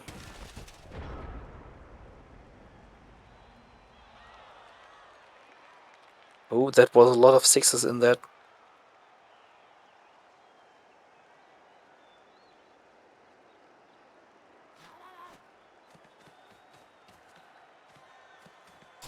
Why is he bringing this hobo back? He already has a blocker in the back there. He could have set the block hobgoblin onto the ball with the wrestle one.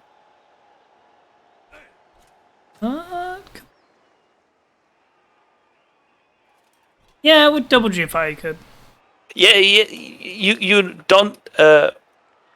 Surreal hasn't to mark the ball, but if you had sent both the wrestle and the block hobgoblin just to run over in the direction of the ball, they cutted the left side completely, so the runner has to go around to the right side.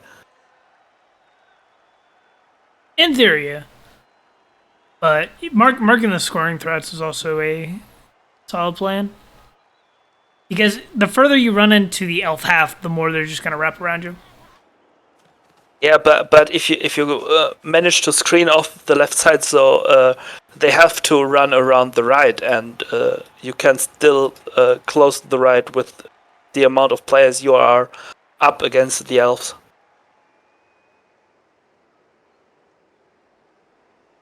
I think with the amount of basing going on, that's not the best of plans, because the elves could probably punch a hole through this turn and just run up the center and pass. Yep. Depending on how the blitz goes and where it goes.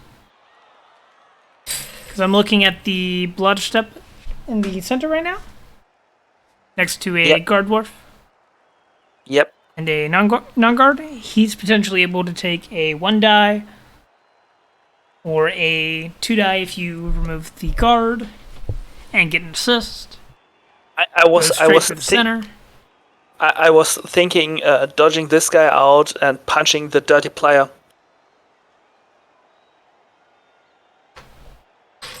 Yeah. There's just there's a lot of wiggle room on this upcoming turn. And I don't think, especially like committing 1 to go pressure the ball is fine. I think sending both is asking for trouble. Yeah, but I think you could have sent both hobgoblins, the one that's now marking the blotch stepper in the back and the wrestle dauntless piece, could have sent to mark the ball. Yeah, that required 4 GFIs. No, not just marking, pressuring the walls. I meant just bring in the pressure from the left side and from the front, and the ball has problems where to go.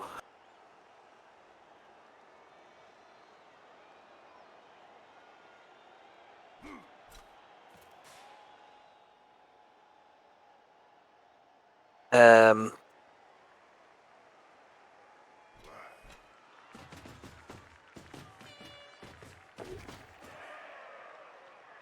Sure, if he has a good skill. if it works.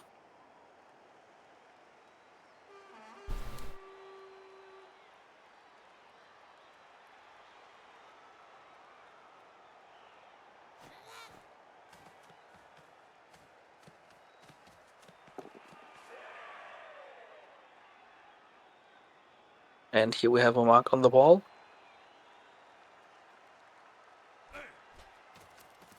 I think we have now a scoring alert.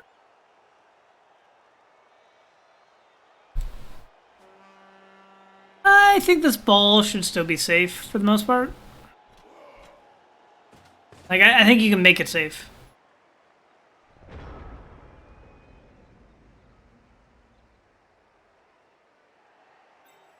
Like, I think this becomes a guard blitzes the hobgoblin, Yep, then goes steps to help over the sidestepper. the potential sidestepper, yeah. And the ball is going to the left.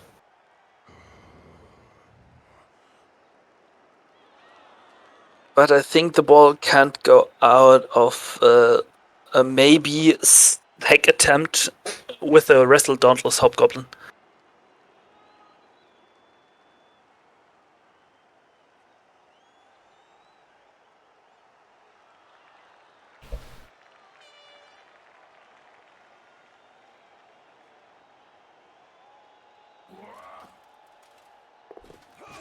Okay.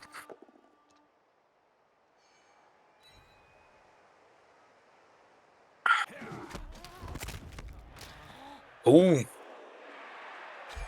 That's a removal. That'll help. Elves actually still have time. Yeah, Tiger Elf got hit and he's in chat. after that Amazing.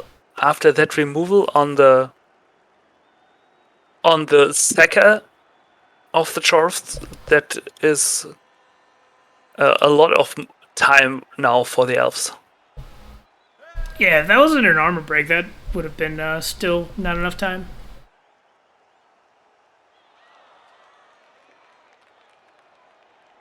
Like, it's probably gonna be a draw, I think. Unless something crazy happens up the field.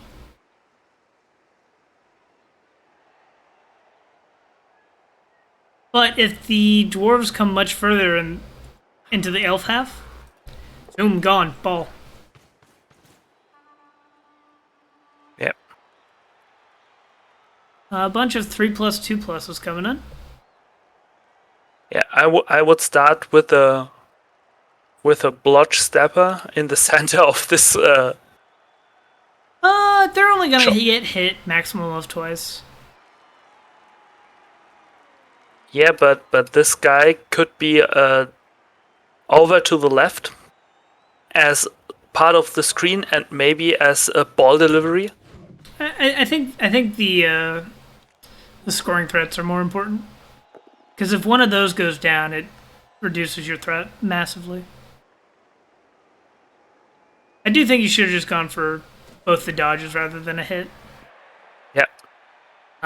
Just because now that they're right next to each other, all of those players can base both of them. Or attempt to base both of them. That should be the reroll. Meh. Could have rerolled there, could have not. I think it's how you think the next few turns are going to go down.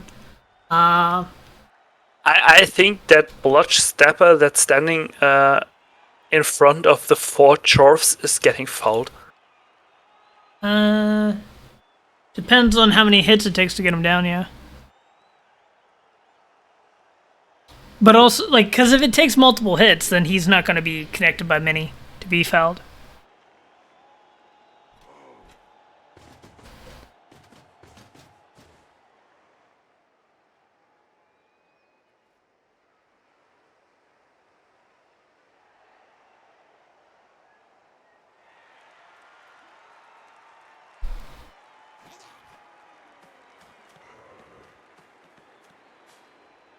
Dirty player coming in just to mark. Dwarves are going to consider pressuring the ball. The loner Get is out of getting there. blitzed. Not getting fouled. Or armor broken. It's not going to be fouled, I don't think.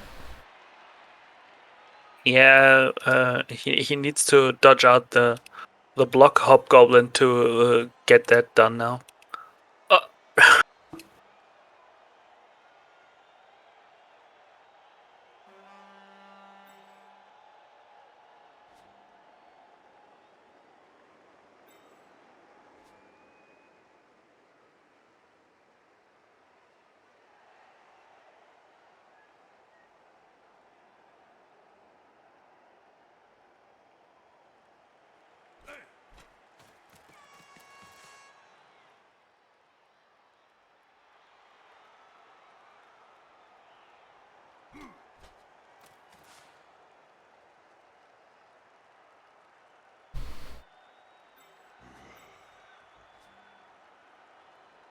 This still looks like a tie to me. Unless you commit the break tackle bull to come pressure the ball carrier as well, I think this is going to end up a tie. Elf shenanigans. I think we see some elf shenanigans soon. I think elf shenanigans will happen. I'm just not sure if it's going to result in a win. The elves have still 3 turns left and 3 rerolls. And the bull is committing. Soft commit, yeah. Take 1 GFI.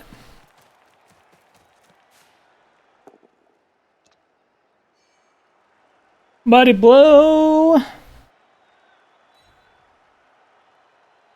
Bonk. Armor break. Now it's scary for the elves. No, yeah. That's 1, 2, 3, 4, 5, 6, 7. Oops, all pals.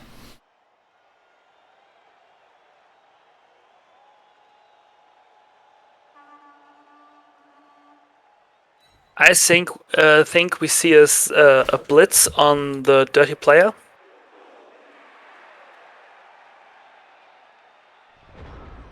With Rembrandt.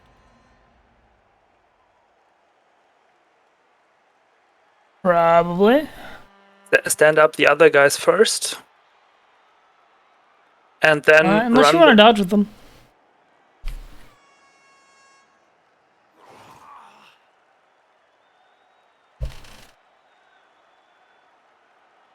And then pass to Eugens and dodge out and score with 2 GFIs.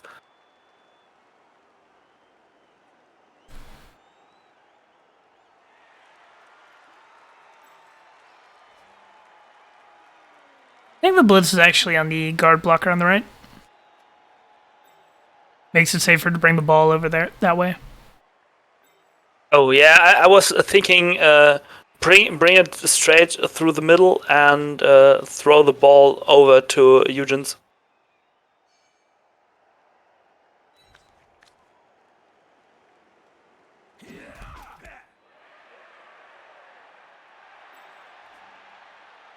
I don't even think the throw's going to happen yet.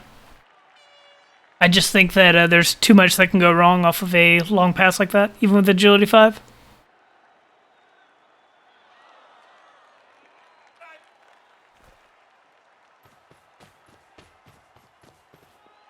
Like if that gets intercepted by one of the players you had to throw it over, it'd be just almost a guaranteed loss. Loner should be dodging here though. I think you should dodge the tackle blotch stepper first. Yeah, you dodge the scoring threats first, but the loner will have to dodge out. The loner has to protect the ball. Because the stand firm guy and the guard guy could. No, the stand firm the can't bull centaur reach. can blitz. Oh yeah, I missed that guy. Yeah, but you can bring in the guard and then blitz to have some more protection. Okay, bringing the bull. Yeah, you could, but you don't need to. You just have 2 dice with the bull. Then you bring the other 2 wherever it's needed.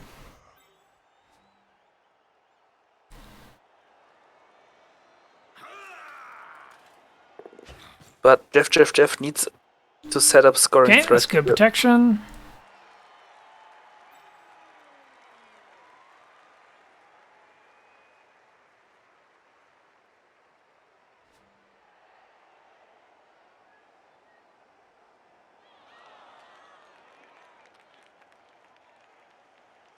Surreal doing a pretty decent job at controlling the center.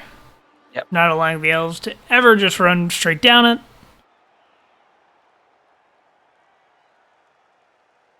Has held decent control over the pace of the game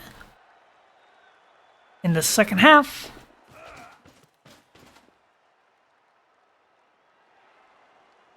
Depending on if you're going for the win or accepting a draw, you need either a little more pressure, be a little more careful about how far you're committing into the enemy half.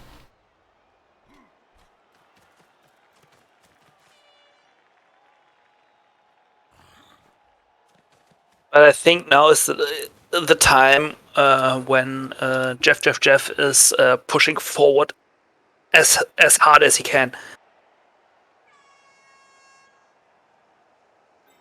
I think so as well. He's going to be able to outrun at least 2 of these dwarf blockers.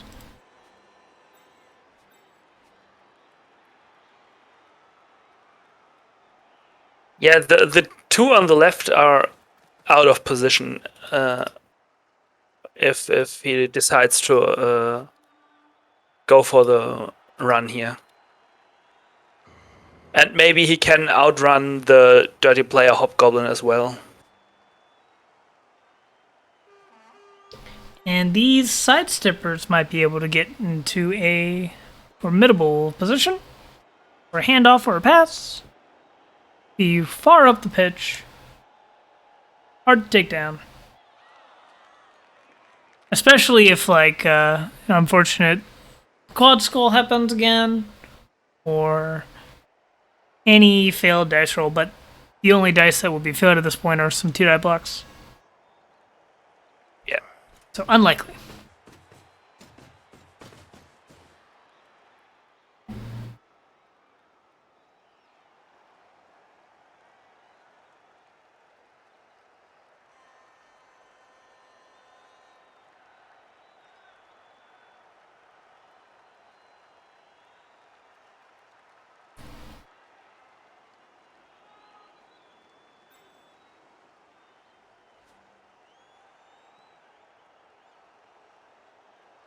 I think the bull centaur gets punched on the next turn. Just run on through. I don't think so, because it's a red die blitz or a red die punch. You bring up the assist. Yeah, but you have to bring in a lot of assists, because... Well, yeah, but you're running that way anyways. And if you make it your blitz, you can move Eugens out fairly on a really decent way. Yep.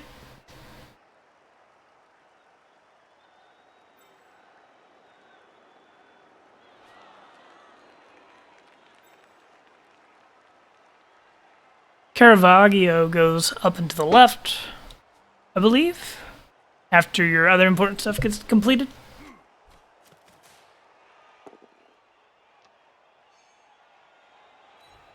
Yeah. Facing the ball. We're gonna get punched.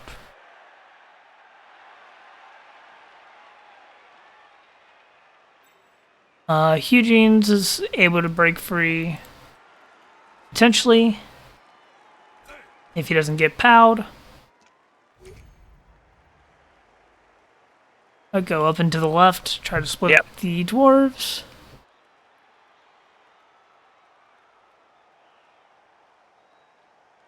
This has been a bit of a slow game, but that's kind of what happens when you have dwarves against a lot of blodge step.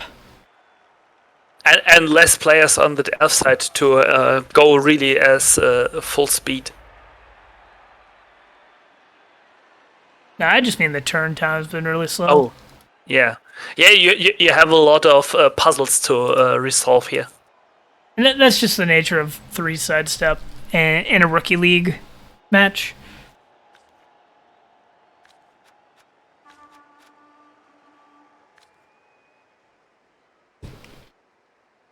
I think Jeff needs to start rolling better armor dice.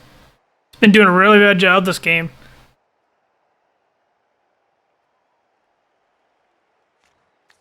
Yeah, Jeff definitely needs to learn. Important skill, don't roll ones. Yeah, I know that. Don't roll 6s on armor. I learned that the hard way. Oh, I think you swap sides here. I don't think you had the speed to. I think you just have to commit down the right. Believe it's gonna work out.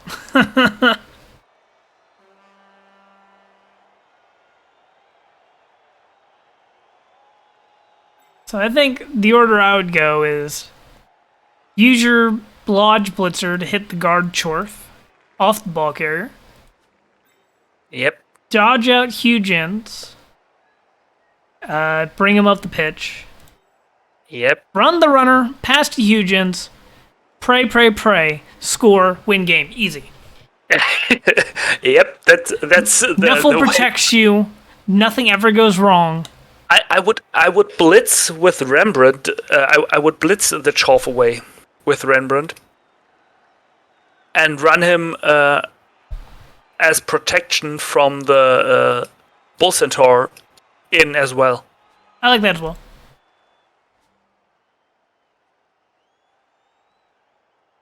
I like that. And mark the bull later, maybe with that's even better. I didn't realize that was a 2-die block because I wasn't counting assists properly. I always forget to count the ball carrier. I'm not sure about you. I feel the same most of the time. When I'm playing bash teams, it's always I have an assist more here. But if I play edgy, it's more well, this guy doesn't count because he has the ball at weight. I just always forget the ball carrier. He's shiny and blue. He doesn't count as an assist. Maybe I hope Jeff remembers that there's Bach somewhere. Hopefully. I know last week I spectated a game that I didn't understand how it went from a tie to a loss. And there ended up being a player like the same color as the team logo, just like blended in with the team logo that ended up picking up the ball and scoring. And I was like, I didn't see them. I understand now. But they didn't see him during the match either, which is why the misplay happened. Which that's just like a unfortunate team colors with an unfortunate logo. Gotta reroll it. No. And I think now you gotta pass it. Or you just hold on to it and trust in Blodge. He's holding trust on in the 1 and 6. Okay, good. Bring the loner up to mark the Bull Centaur on a GFI.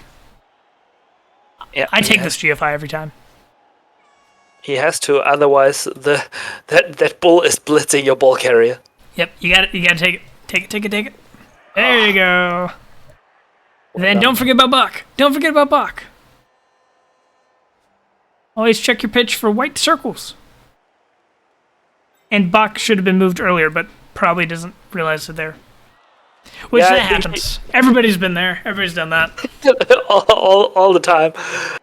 Lately, I in the clan match against Phage, I forgot my thrower to move to pick up the ball, and from there it went down.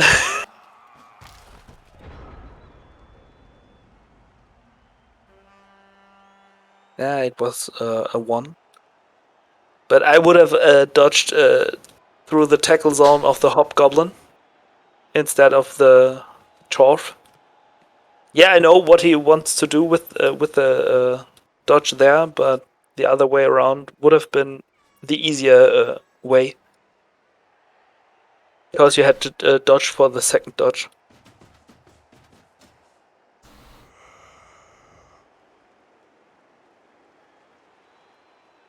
So we have 1 turn left and 1 scoring threat.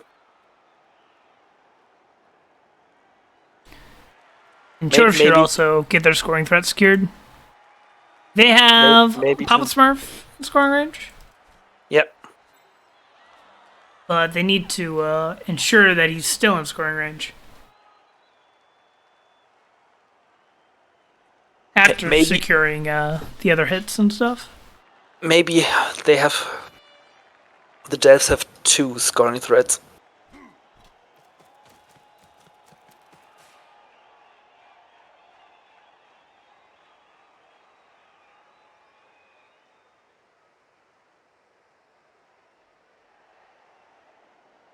I think Jeff is trying to score on Rembrandt.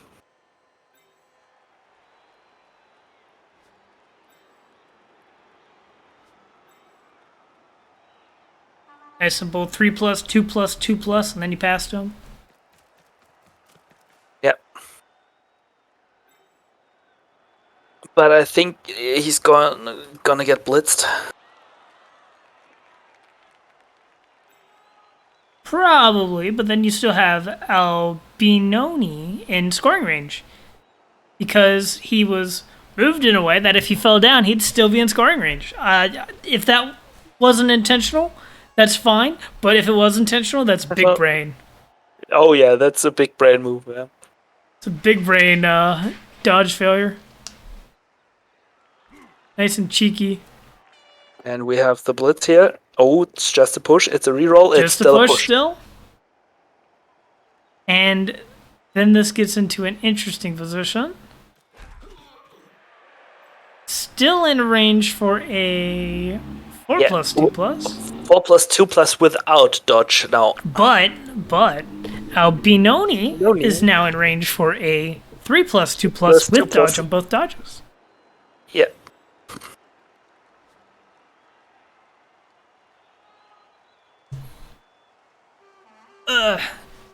This is where you send up some prayers to Nuffle and you run. Yeah. So I think we see a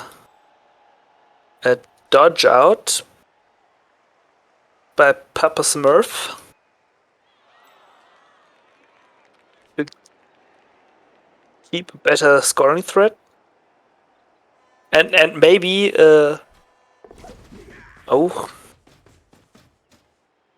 still. That's a 3+, 2+, 2+, 2+. With... Oh no. So we have no real scoring threat by the Chorfs. I agree in some matches at certain TVs. We have Bachbeck. You're... But in this match, I think there were a couple things the Chorfs could have done to be in a better position. They could have stalled one more turn in the first half and prevented the Dark Elf score.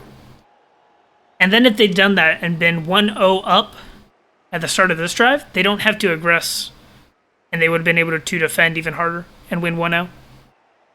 So I think this match is not... It's an example of, in order to win this game, you have to play a lot of the earlier turns better, or more solidly. Oh, I also think that the elf screen at the beginning of the game could have been abused a lot harder. You now dodge out with Albinoni. Have some protection here. And now I would dodge out Albinoni before I do anything else. Yep, nothing else matters. All your free... Yep, here we go. Come on. No. Reroll. Reroll and don't fail the second one. Good skill. Now we come for a nice, easy 2+, 2+. I think it's a 3+, 2+. Nope, it's 2+, 2+. Add you 5. Oh yeah. So yeah, I was just counting the squares he has to throw. But yeah, edgy 5. Without reroll, 2+, 2+. Come on. And then you hope that if it fails, it doesn't go out of bounds and go into the worst possible position. Or actually, if it fails and it's on the ground, you hope that a bull centaur comes to pick it up, fails, and it bobbles to your dark elf. And magnet hands. Yes, magnet hands, and that's how you win the game. that would be amazing. That would be tragic. Tragic for Surreal, but amazing for Jeff. It would be unforgettable. Come on, mate. Throw that damn pass. Oh, he makes the GFI. Oh, you don't have to do that. That was already a 2+. You fool. You're a goof. No! Uh-oh. Oh. Where is it going?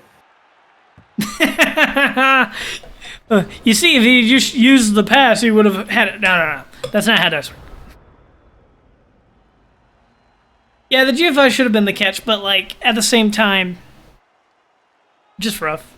Just rough. It's always the last 2+, isn't it? It's always. You know, the tripwire always happens on the last square as well. You can say that in Just Take Out, but I don't think that's true.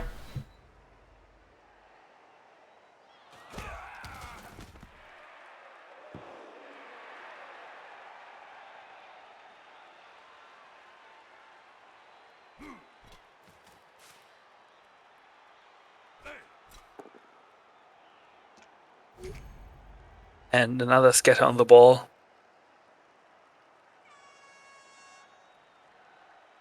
I would try and scatter it.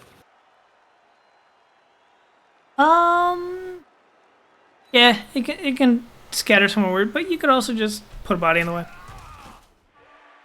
I scattered it in the hope that it scatters on the sideline directly.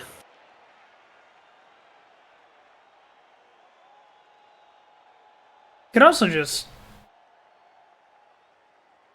Yeah, it could. I don't think it matters too much.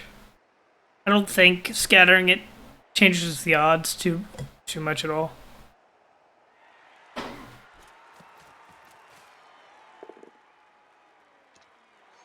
Because, like, there's probably, like, one square where two bodies connected to each other and the ball on the sideline is hard. But I don't think there's any square it can bounce to that makes the dwarves have to take another square to pick it up. Yeah. It would have been a lot harder to pick it up on Bane and then hand it off to Papa Smurf.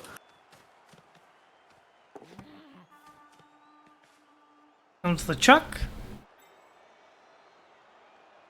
Should be a 3+.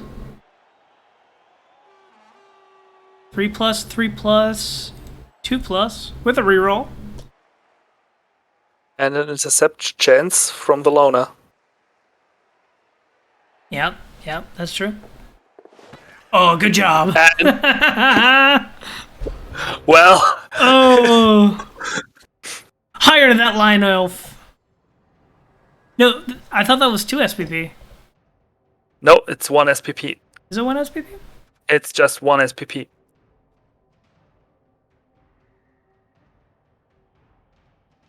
Oh wait, it's Istlan? No, it's 2 SPP. Was Istlan the loner? Istlan was the loner. It's 2 SPP, yeah. Yep, 2 SPP. That's a pretty good match. The 2 armor breaks for the Dark Elves was rough. They got 3 armor breaks with 3 removals. 2 armor breaks for blocks. Oh yeah. 2 armor breaks and almost 30 blocks is a little rough. That was a pretty good game overall.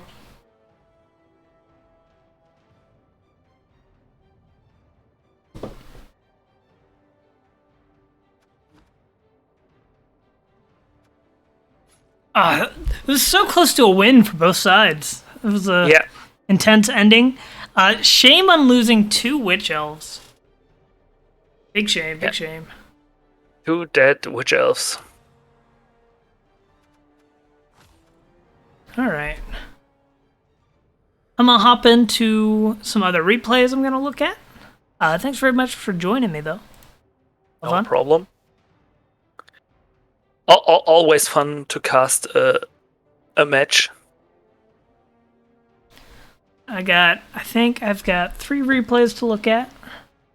And I'm gonna hop off and finish some last minute wrapping for the Christmas season. But you have a good one, Mort. It's a lot of fun. Always fun to cast with you. And it's always fun to cast matches, especially if it's so close like this one. Alright, I'm gonna hop off. I'm going to play an ad on Twitch to get a drink. I'll be right back.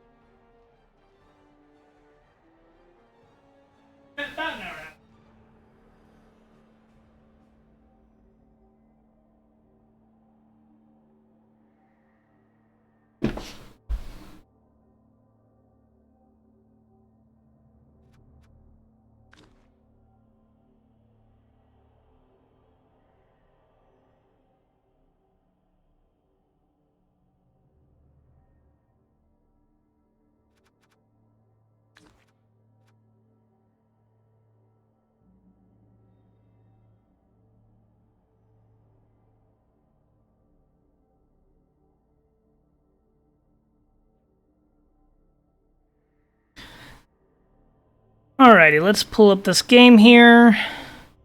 We've got a game that I believe Action Jacks versus Final Lap. This is one Tiger Elf asked me to take a look at. It's got a good chain push in it on turn 8. Got Weather Dome. We've got some Khemri.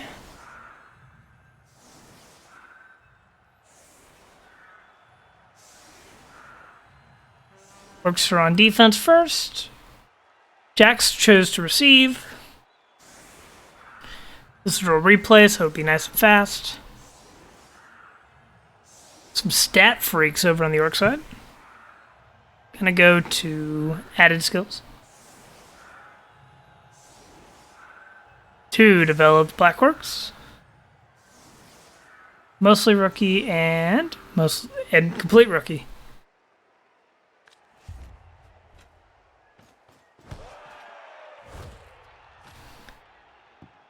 And this is a replay. We'll be able to break out the pen as needed. Probably not going to stop very much in these next few games. No nice weather allowed so it doesn't scatter further away from you. I can agree with that.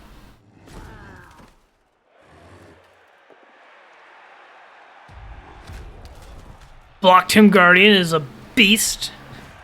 Does amazing things.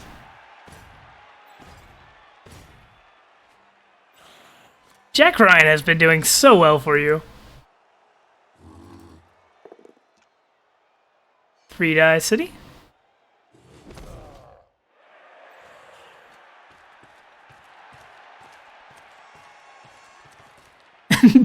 Wish the others would pick up the slack. I can agree with that. Jack Reacher is almost at his next attempt to level.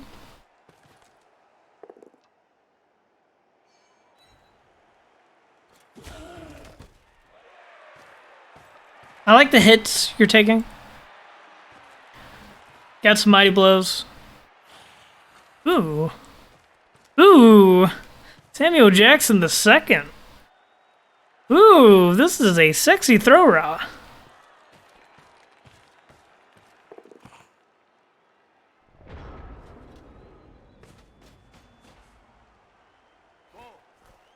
Complete the last prediction as well.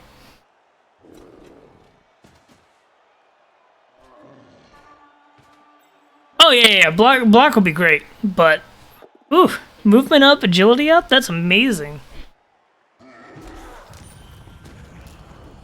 Jack O'Neil. Oh no. Oh no, this is the guard piece. Oh, that's tragic. Man, he lost the guard lino. He was bloat. You say when he was about to level. He was 1 SPP away. 1 SPP away from having block.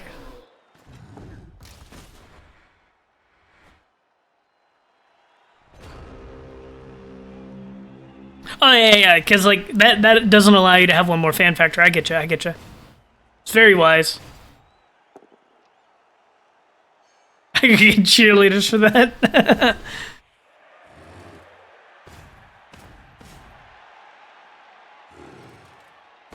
Getting into a block fight with the orcs is a little intimidating, but you've brought the 2 guards right next to each other to assist each other. I like that a lot.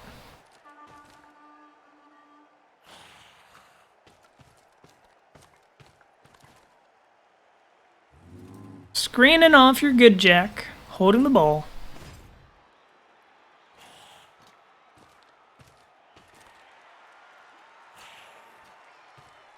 Very good, very good. No players forgotten about, good. Oh yeah, you have a Setek as well.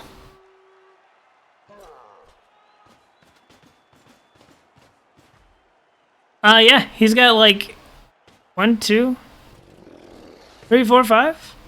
5 guard.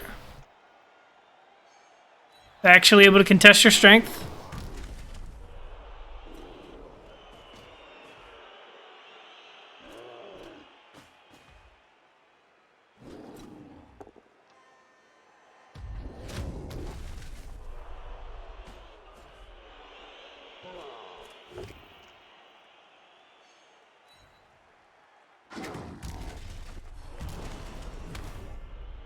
Breaks the armor. Yeah, I imagine this was a very rough feeling drive from this point onwards.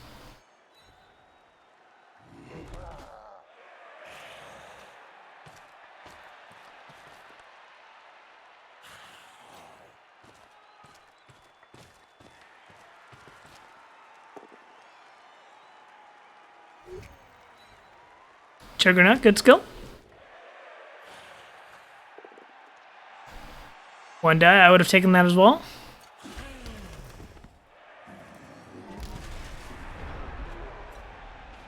You know, Merdini breaks armor, but why don't you break armor? Have you considered rolling better on the armor rolls?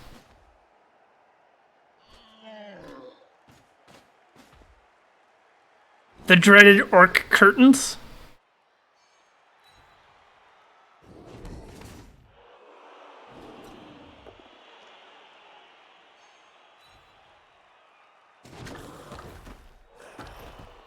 I'm gonna be honest, I'm not sure how to play this matchup at all.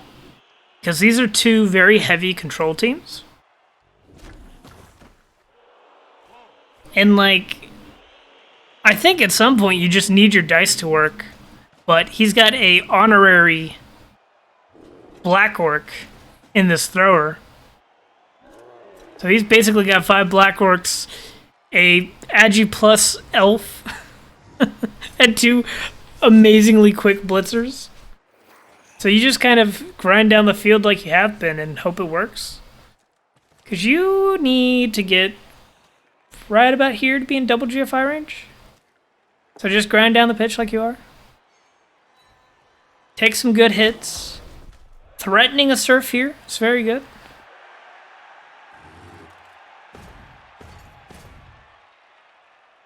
I think I'd be doing exactly what you're doing.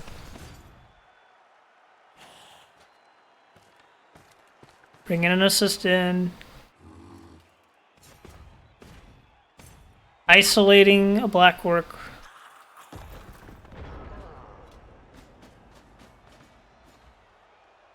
And neither of you should win on attrition this game. I don't think. Like, you've got AV7s, but you've got a lot of spares, so I don't think one drive of losing attrition is going to lose you the game. And you got regen.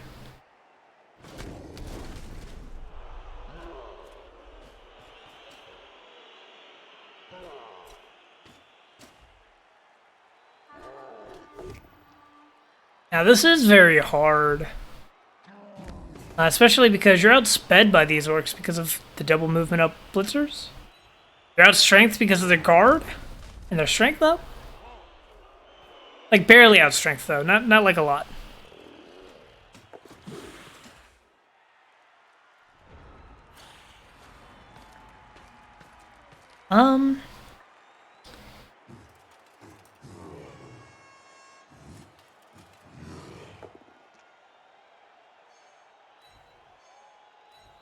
Ooh.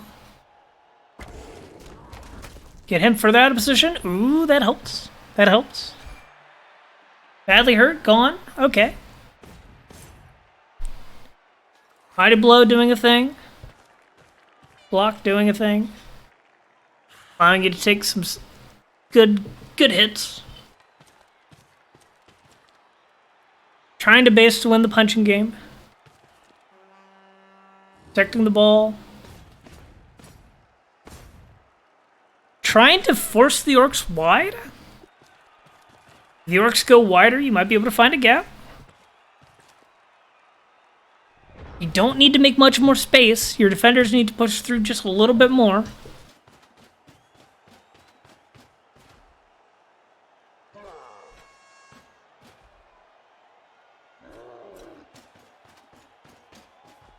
No, yeah, I agree. I agree. This is a very hard game, but I think you did very well so far.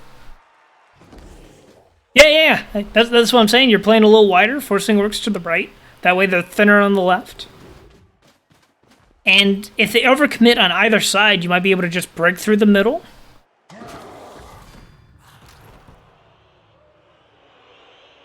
Jack Harper II, making you sad. I believe that's 9-10 now.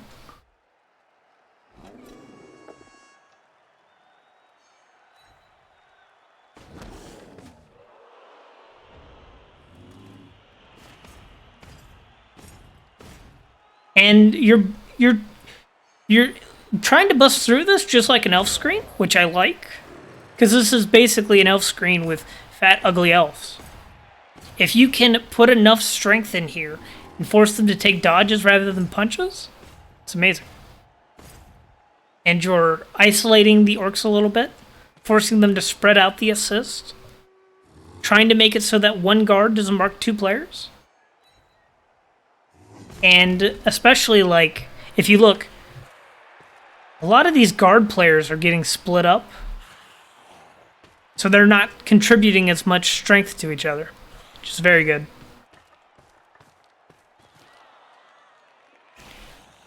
You're all but one of your cage corners is based, so you gotta be a little careful. But if your cage holds, this is a really good position. But always remember that base cage corners can be punched off and then blitzed through.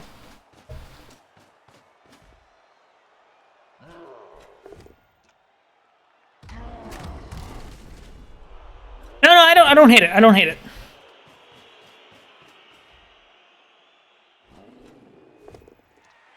Because this piece was fine.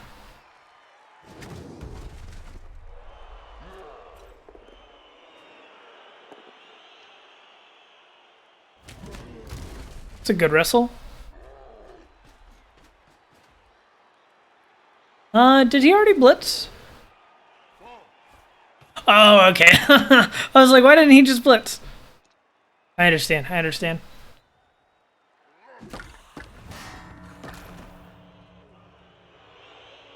Yep. And your armor held up about as well as you'd expect.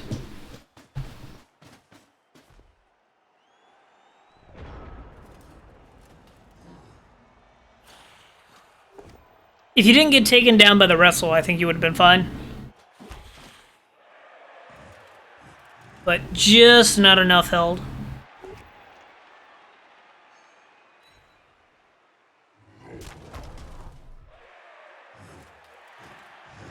I'm excited. So there's a good chain push on turn 8? I love chain pushes.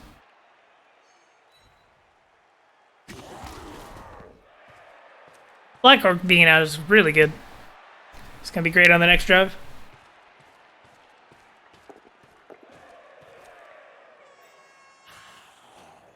That scoring range? 1, 2, 3, 4, 5, 6, 7, 8? Yes, it is.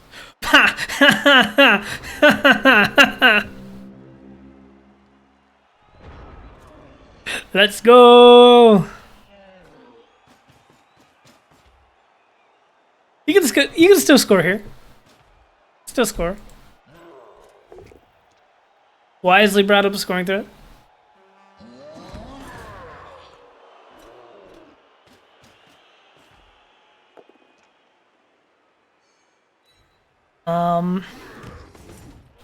That guard is in a great position for you. Good luck sacking the ball now.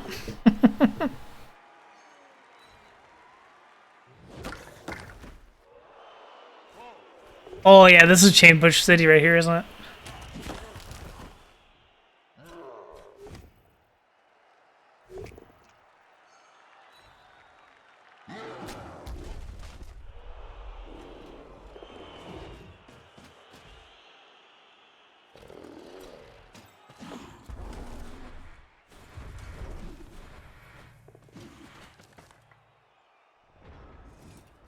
Alright, let's see what you do here.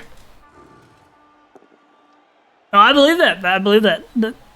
That square probably ends up mattering. Okay, and then this chain pushes here. That's a T. And you go here. 1, 2, 3, 4.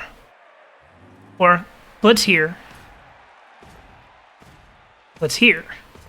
Yes.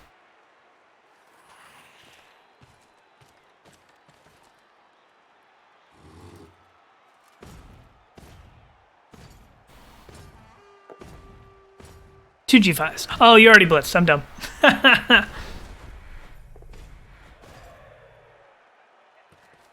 Oh, tell me you score. Tell me you score. I'm excited. Click ball, click end zone. I am so happy. Good chain push. I liked it. I forgot that you already blitzed. I get excited.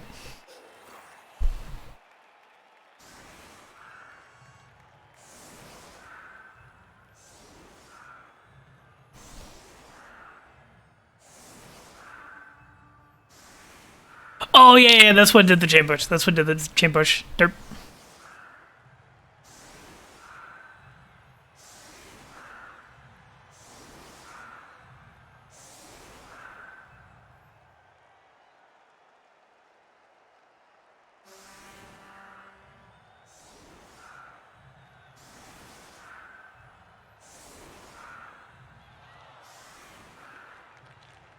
Oh, I forgot you were on turn 8 as well.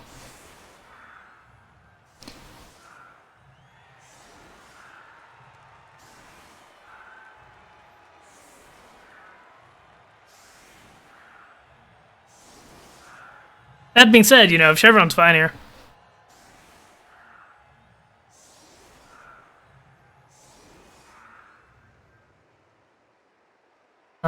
Things that screw you here is Riot, and only Riot. High kick is whatever.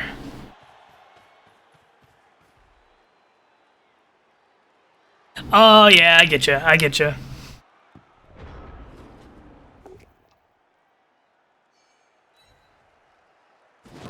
Especially here, like, there is a dirty player. I would be looking for a way to get a decent foul on one of these Doom Guardians. If I could. But this is probably the foul, right?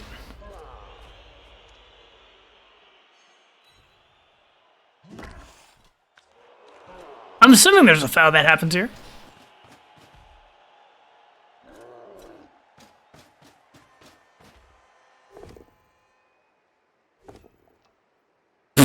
No, I would be wrong.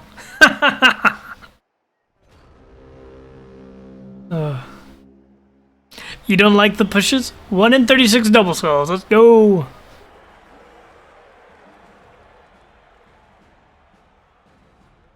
I would have rerolled that too, though. The second half is cursed. Both sides. Oh, I'm excited. Let's see how this goes.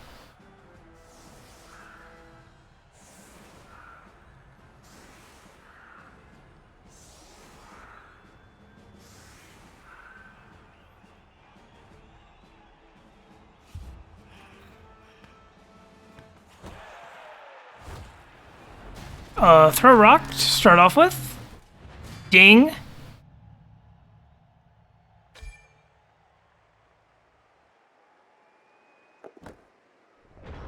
Into a catch. Whiff. Whiff. Not a whiff. I do think that Mardini shouldn't have taken the no block hit next. I think that was really greedy. Fine. Good job.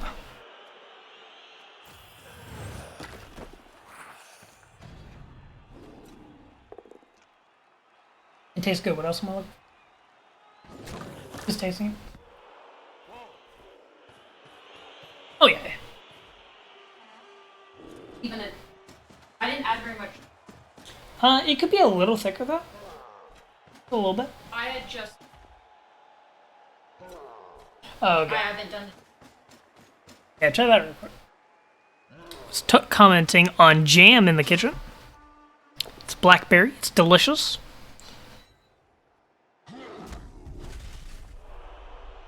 Punching with the ball carrier. Bold. It worked. Still bold. I hope you base like crazy here. I think I would. Isolate, isolate. I like this, I like this.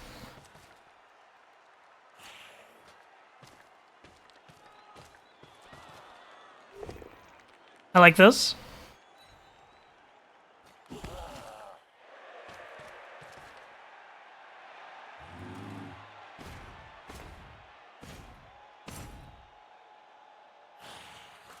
This prevents the wraparound to hit the Tomb Guardian.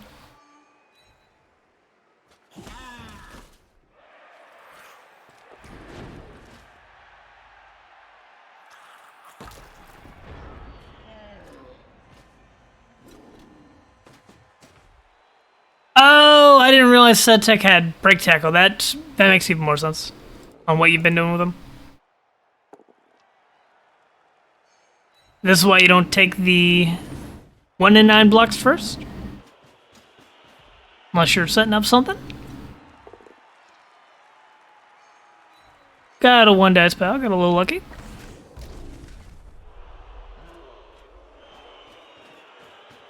Ball breaks through. 2+ dodge to try and protect. Okay.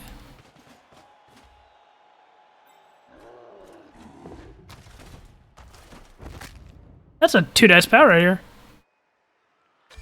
Say, gone. Off the pitch. And you kind of hope that it doesn't matter that it got Appo. A very greedy power Appo. But it could set up for victory.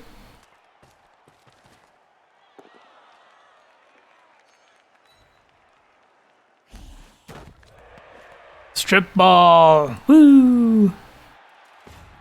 Tomb Guardian. Plop him right in there. I like what I'm seeing. I like what I'm seeing a lot.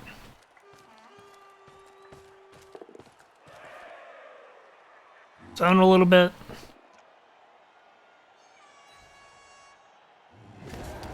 Punch a little bit.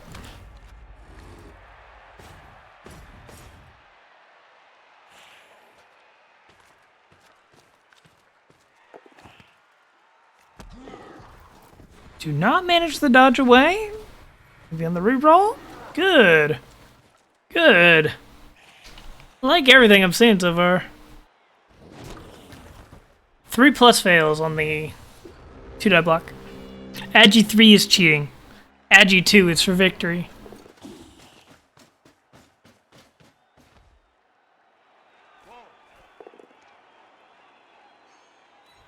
Honestly, like, I think you save that activation, make that the blitz. It's a 3+, 2+? That works too.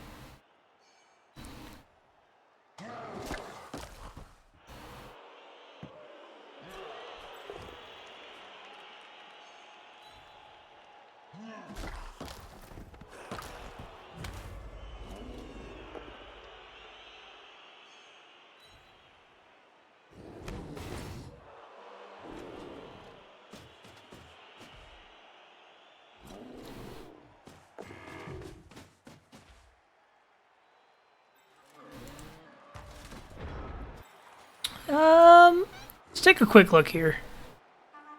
I think 1, 2, 3, 4, 5, 6. Could chain push. Probably not worth it.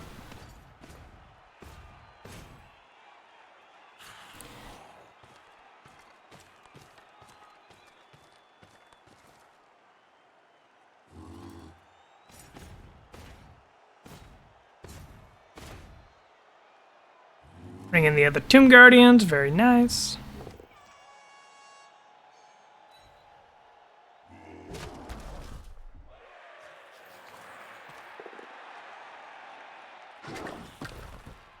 Ooh. I think your better play was a break tackle set tech play.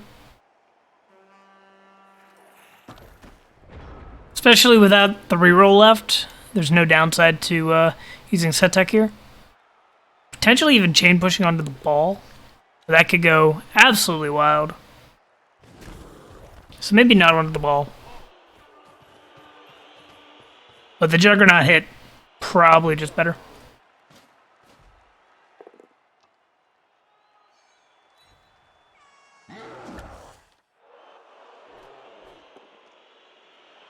But that's one of those that can be hard to spot in the game, you know?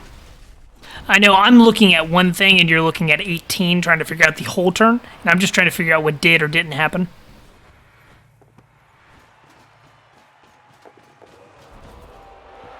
Okay, that's a good touchdown. And I believe the rest of this ends up as a draw, if I'm not mistaken.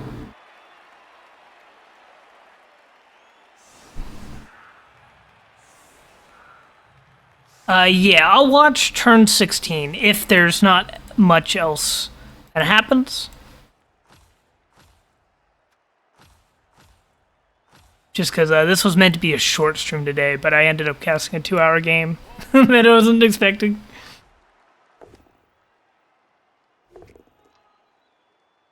Some bonks. We'll watch from here. There's a scoring opportunity here. Mardini does not have a scoring threat, so he cannot win the game. But you need to develop a scoring threat so you can. Good. Throw Raw down as a scoring threat before throwing any dice. Very wise.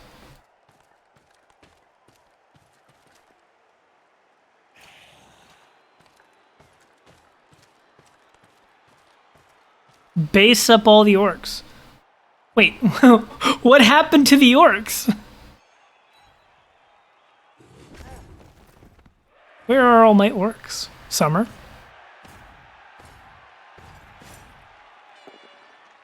There's only 8 orcs on the field. This should not have been a game that you got ahead so much in attrition. What happened?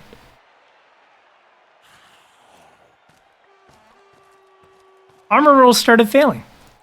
I mean, you know, really, Mardini could learn a lot from you. Start rolling better armor, fool. This should be mostly fine. Except for something wild like a... Hey, you should have pretty good odds of scoring here. You have a 70% chance with GFI. So you move set tech and you just go for the GFI. And I'm assuming you tripwire. You tripwire, don't you?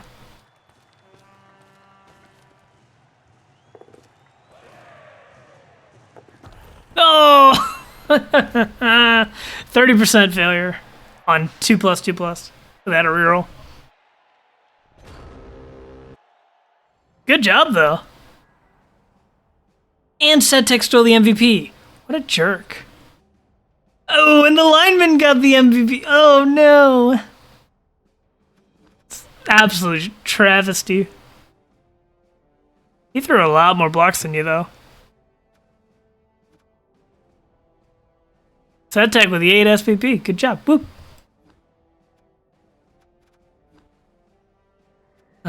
Sedtech on his next level, he's going to be picking up dodge. Congratulations. You've leveled the star player. That was a pretty good one, though. Then I had my mentee's game, and I believe one from Glava. So I'm going to look at Glava's game real quick. Next one to hire him is in for a surprise indeed.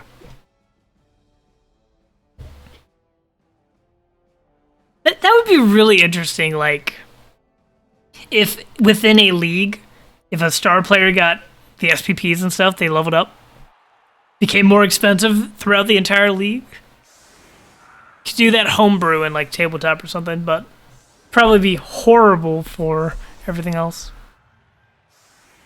I'm gonna watch from Glava's view. He's the one that wanted me to take a look. Got some loners. Got some cups going on. I like this. There's not much else to protect besides 3 pieces this game, so I like the cups. And offset cups a little bit. It's pretty spicy.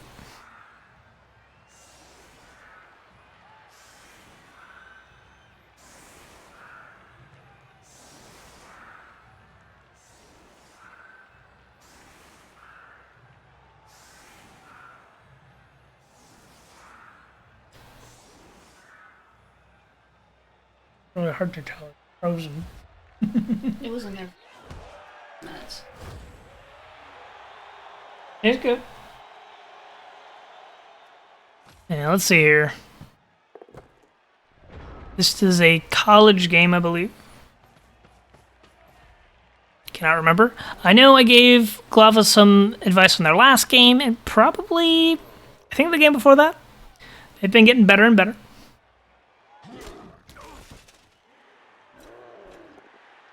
Orcs coming up really aggressively. It happens. Starting on defense as elves is your preferred because you have all your players to start off with. The fact that the line of scrimmage blocks are failing, occurs.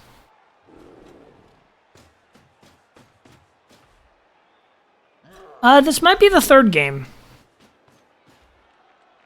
I think it's the third game, but I could be very wrong. But yeah, I think they had a rough game last week. They deployed some elf screens that got massively based by another bash team, and their team got torn to shreds a little bit.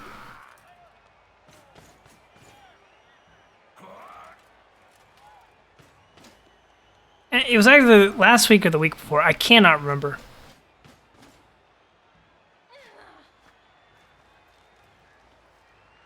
Ooh, Surfy. No! Failed surf. Hey, good injury. That skips the process of needing a surf. Gives you SPP. So now, even players. Very good. And I like this defense a lot better than a standard elf screen, because the whole thing can't be based easily off of one blitz.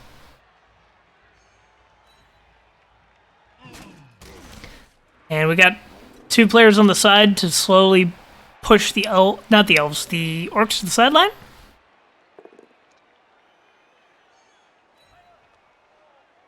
Almost made a hole. Not quite.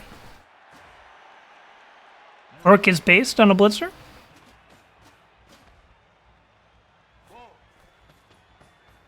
Orcs still doing their best to pile in here. It's good to see from both players.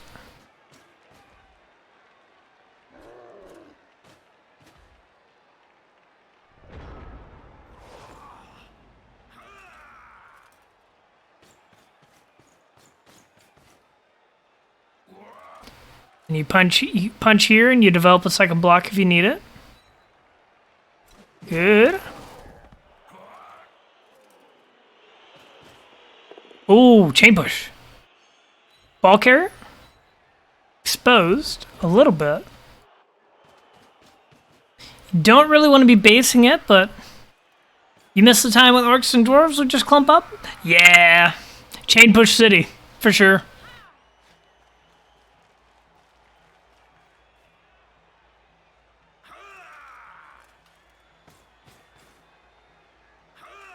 Little weak on defense on the left side, but hopefully that's not punished. If the orcs choose to come this way, through this line elf, you've got a Frenzy Witch. 1, 2, 3, 4, 5, 6, 7. Always try to keep your witch just in range of surfing somebody, I would say. So if she was back 1 or 2 squares, be a lot better. Orcs are desperately trying to base to develop blocks, and you are taking your hits right back. I approve, respect it.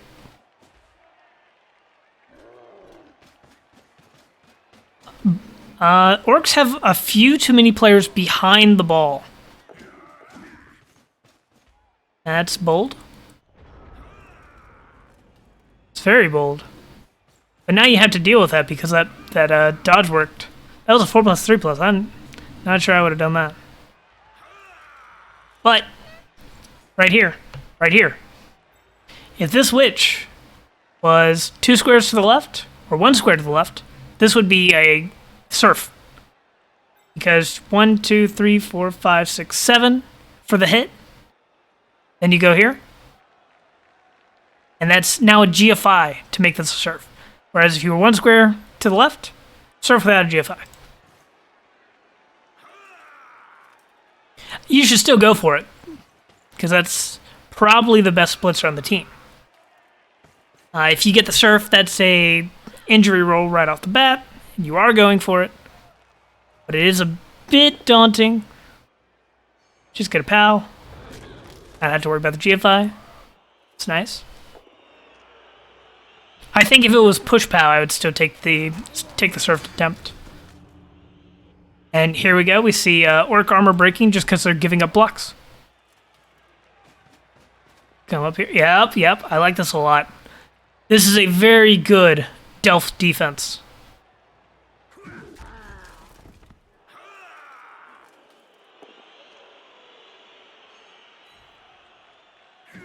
This is a very good Delph defense. I like a change in your defense.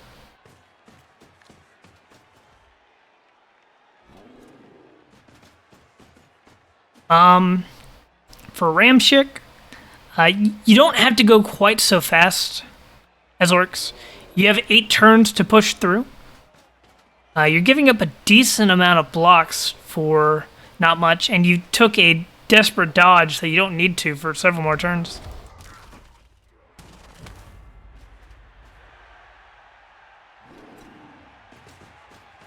Yeah, and the Black Rook's in the back. That's not where you need to defend from unless there's a lot of pressure from the back.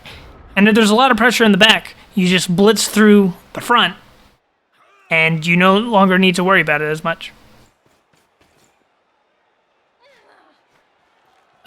The loners probably just get a basic dodge, but here, you gotta blitz on the ball.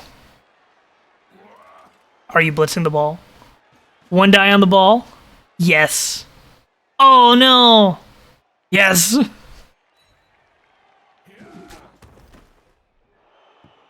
Hey, you leave the ball there for now. You leave the ball there. Taking this hit is fine. Also, not taking the hit would have been fine.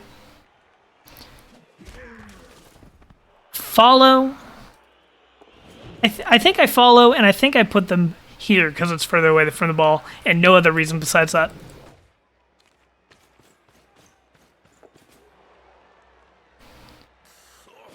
Very good pressure. Elves accomplish a lot just by pressuring the ball, because when you pressure the ball, you can't. When the ball has a lot of pressure on it, you can't focus on taking hits. You gotta focus on defense. And you've kept the orcs right at the halfway, right at the line of scrimmage. It's very good.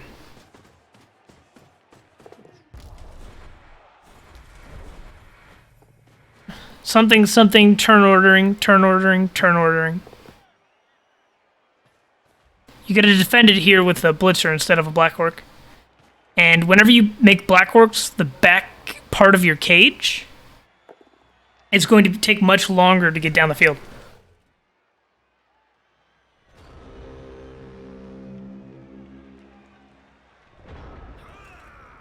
Okay. Should be a surf. I would do this probably first hit.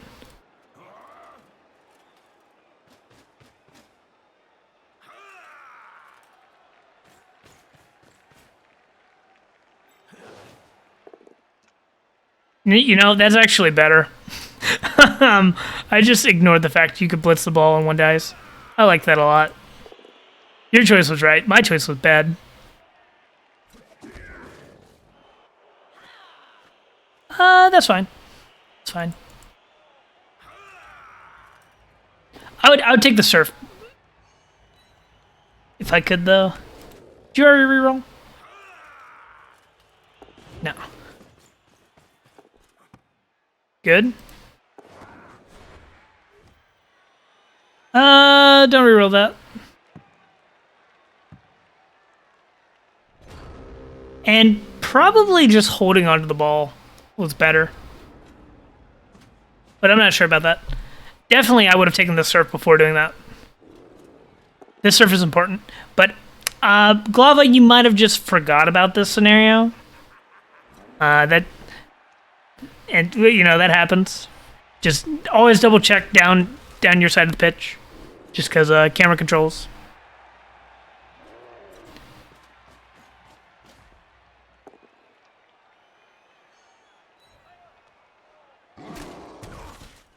Orcs are in a very hard position, though.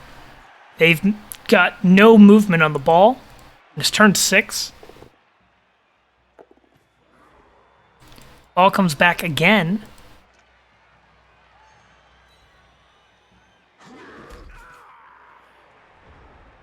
I would still surf this if I could. We have another blitz on the ball on 1 dice. Should be the hit. And now you elf screen. There you go. Your elf screen doesn't always have to be even as well. So this blitzer, you could put them right here to force down the right side towards the sideline, which is where you want them. Okay, I don't hate this. I think I would have just hit the ball again, though. But, you know, surf on the best player on the team.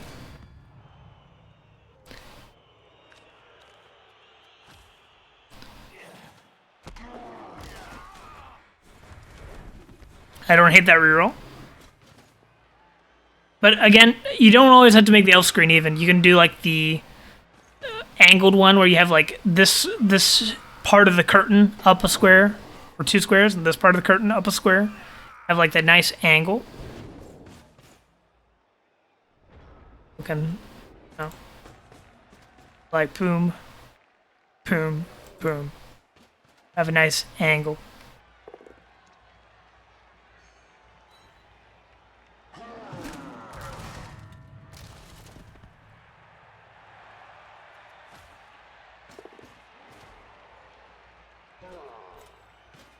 Did the right thing, come through the weak point. This is your main scoring threat you got to be concerned about.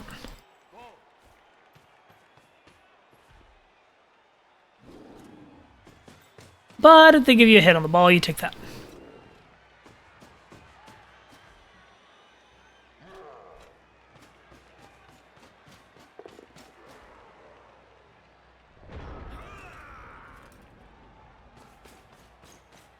Yeah, you can hit the ball here, I believe. Because... No, you can't, not easily. You have to rely on a 2+ hit here. Which runs back. Good. This loner needs to run into scoring range. Keep an eye on that. And I would be aggressing the ball right here. I believe.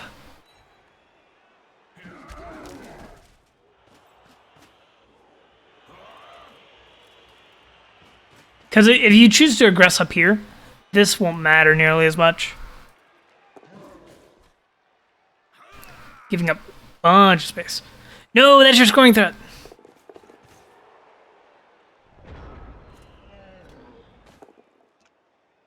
Always scoring threat. Always scoring threat. So that being the blitz makes the rest of the drive harder for the orcs. You have to find a way through a elf screen. But I definitely like how you're using the elf screen at the very end of the drive, where you just need to stall just a little bit longer.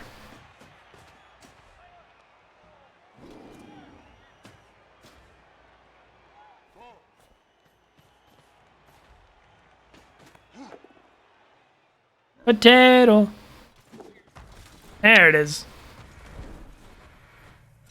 There it is. And now this is where you throw to your scoring threat. If you had one. No, failing the last one feels the worst. I will fight you over that one.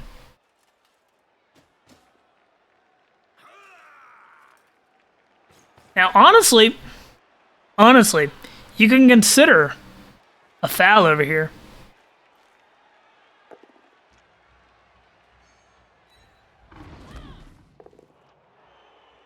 That was almost a surf. Just, if there was someone in that square, it's surf. But you're going for just some punches, that's fine. Get a lineman in MVP range. Very good.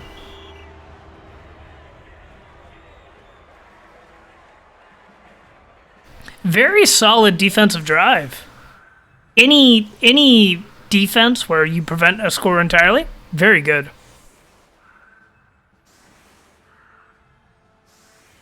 Now you just need to get a score on your own offense and you'll be fine. They're down 3 players, you're down 2. I think this should favor the elves. But I think this game ended up being a 0-0 draw. So let's try to figure out what could have changed, if anything. This is a very backwards defense. Set up for your punches. Take your punches. You don't need to dodge off the line of scrimmage. You've got block.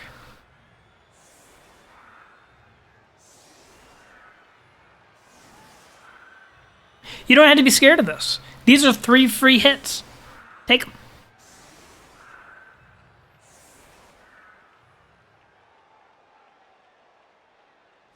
Which is not what you did.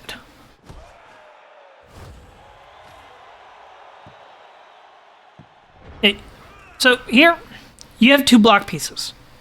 And you have a lot of pieces doing I don't know what. So let's go over the setup a little bit. Your defensive setup was great. I liked it. It accomplished the goal of spreading out your pieces to play a little wide and protecting your 3 important pieces. No problems with that. But let's look here. So we've got a strength 4. strength 3, and strength 4. What we want to do is we want to take some block hits, and we just want to set up the minimum here. So, these will be your blitzers with block. Let's set them up like here. Let's set some linemen up here, here, here, and ready to come in here and here. And as far as retrieval, Witch Elf or lineman, doesn't matter. Probably the Witch Elf though. You only need the one, then you can have some other defenders just in case, like right here. You don't need 4 players here, you just need 1. Like, these 2 linemen, just spread them out a little bit. Go cover the ball with them. Or keep them in the center and run them both to the side of the ball. Whatever, doesn't matter. Up here. Boom. Hit after... sorry, I apologize. Bring up a defender. Bring up a defender. Hit. Get him away. Hit.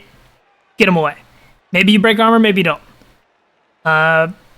Go cover the ball, pick up the ball, whatever. Then hit here. And if any of these are still standing, set up a blitz. But just take your free hits. That's about all I had to say there.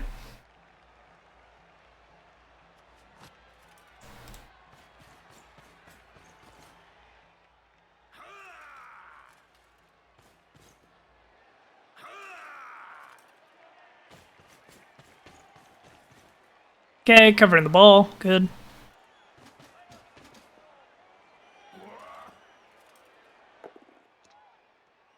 Take a POW. You follow. Follow, get an assist here. See that? That was an armor break into a stun.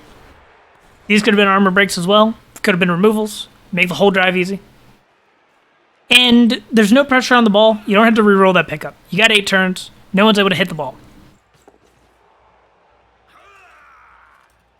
The orcs are all the way back here.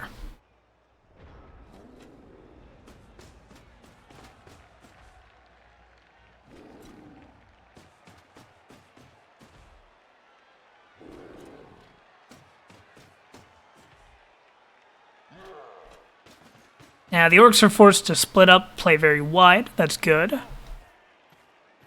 And this black orc is surfable.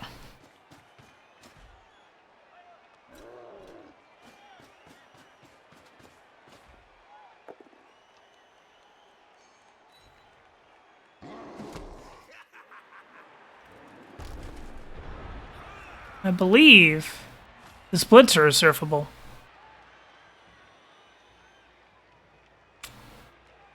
Maybe, but it'd be harder. Definitely punchable, though.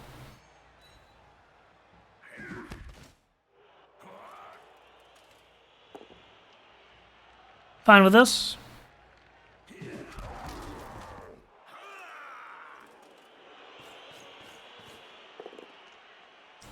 I'm fine with that.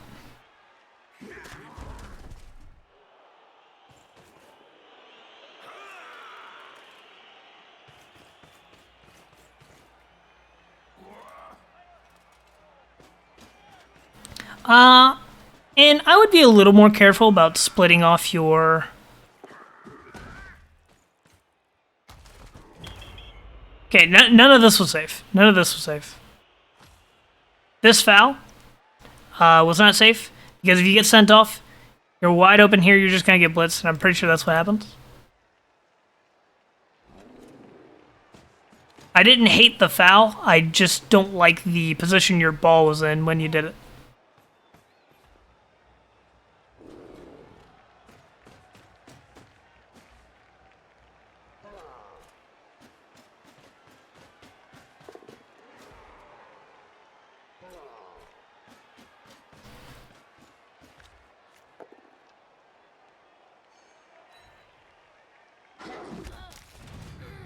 And that results in a hit on your AV7 into a removal.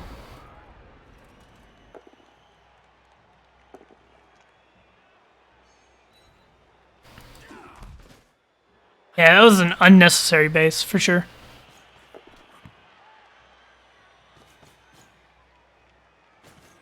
Hand up? Okay. Don't hate that. You just going for the pass?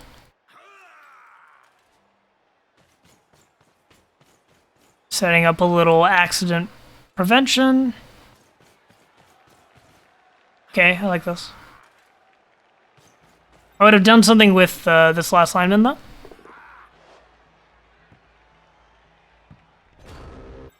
Come up and base the sure hands. Other than that, I think that was fine. That would have put you at a 1-0 lead.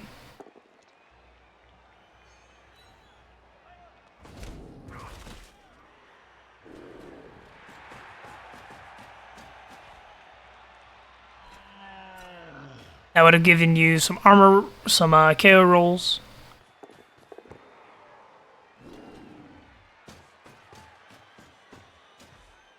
Yeah, just basing him would have made that a lot safer.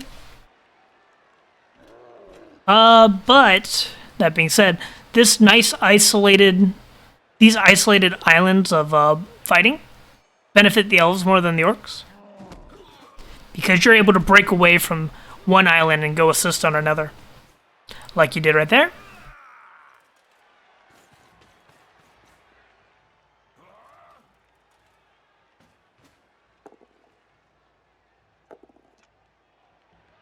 That's rough. Been doing very good at finding the blitzes on the ball. Do something with this lineman before taking all these dice, though. This lineman is important. Give him a job. Whether it's be an assist, take a punch.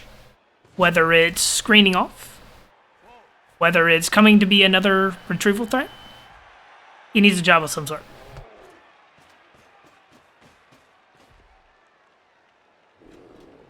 That one actually couldn't. No, it could have. You could have brought the block right here and blitz from the bottom. It could have been 2 die on the ball. So let's go back and look at that since you pointed that out. Like right here. Could have put this player. No. Come here. No, I'm stupid. What am I saying? This player just comes down 1. This blitz right here. And then the loner be over here removing this assist. Yeah, you're completely right. Am I stupid? Do I need to rewind more? Oh, yeah, I am stupid. I was right the first time. Stand here. Take no dodge, stand here. Blitz here. Hit ball. Be happy. Yeah. My brain's all foggy. Let's see. This ball gets here. Blitz is available from over here.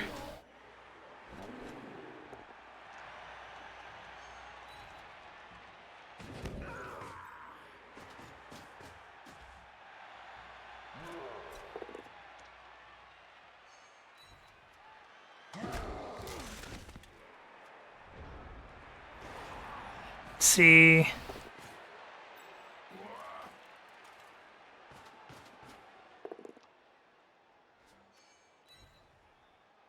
Keeps finding the sacks though.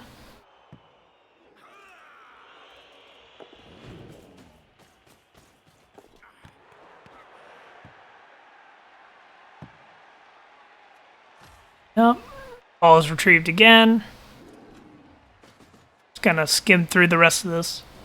Because honestly, like, ball getting retrieved and sacked. Same old tune. Yeah, this ball gets sacked. Pretty sure. Good attempt. Yep, move other pieces before going for the pickup. Turn order, grr. I need to make, like, a little turn order checklist and just like put it below my stream. I think I'll do that. Nice little generalized checklist of what to do in what order.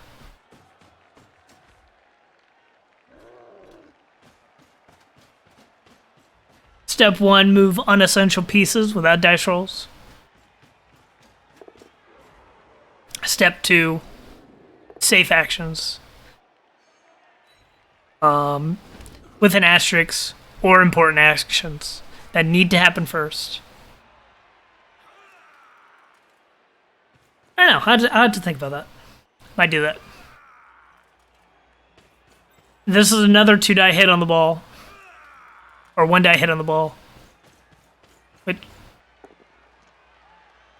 I mean, hit a scoring threat is fine too. I mean, he's not in scoring range, but you could have just hit the ball. Again. But you could have gotten 2 dice, so that might have been better without rerolls.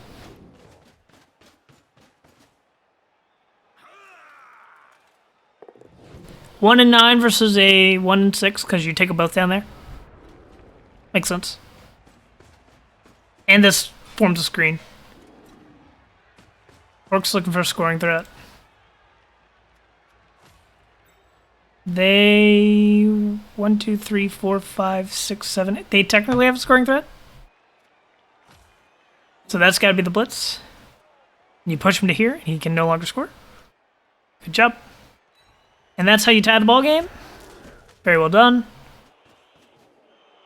Just slight offense improvements and look a little harder for the assist.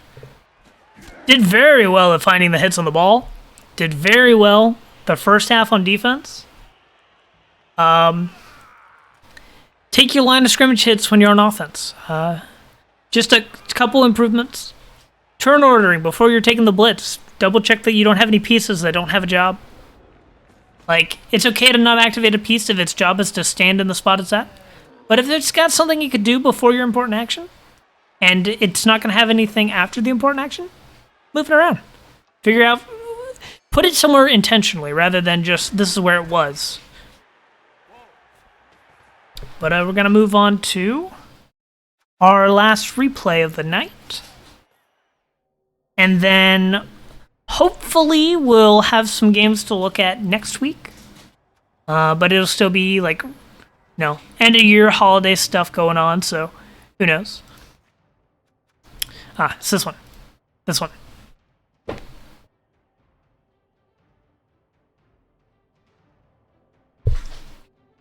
Ball's been getting a lot better though. That's pretty exciting for me to see.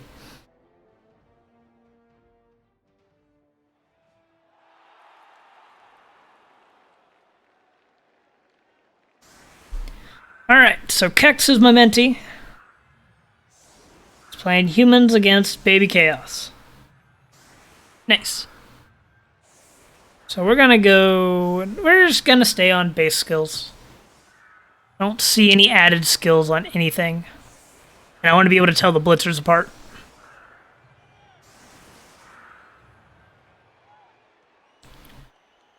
Chevron to start, that's fine. Could have gone cups as well. So just like move these outsides in. A Chevron? A-okay.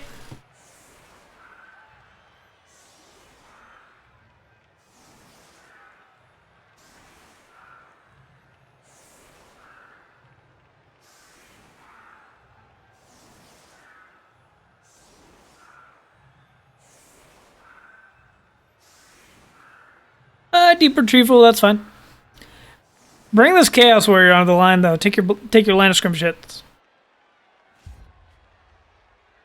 This is a pretty far back offensive line for Artrex.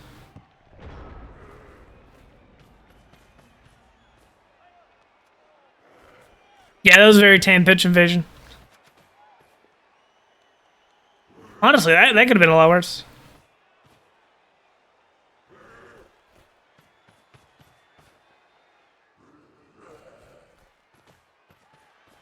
Yeah. Could have been really bad for the humans because they don't have the fame. So they were on 5 blitzes to fail.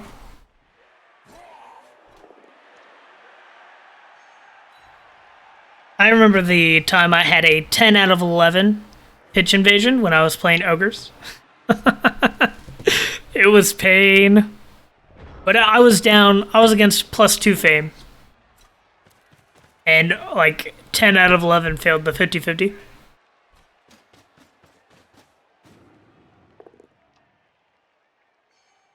I went 0-8 that game. It was a bad time. I was very sad. Not only was I playing a meme team against 2000 TV pro elves, they were piloted by a former Chalice Cup winner, I think, and former Core Knight, if anybody's heard of him. 7 players is undead on defense. Yeah, that's pretty rough too. But that was a game. Turn 1 pitch invasion. Throw rock took down an ogre. 3 blitzes for the elves. But I got to field 8 ogres because I had Bertha and Brick Favre. So 8 ogres on the field was fun for one drive, because then one of them was gang fouled and killed, and then another was gang fouled and killed, and then another one was gang fouled and killed. But by the end of the game, it was fun to have 2 ogres on the field and 4 Gnoblars. It didn't kill my soul at all. What are you talking about? Got some standard looking stuff going on here. Heavy basing.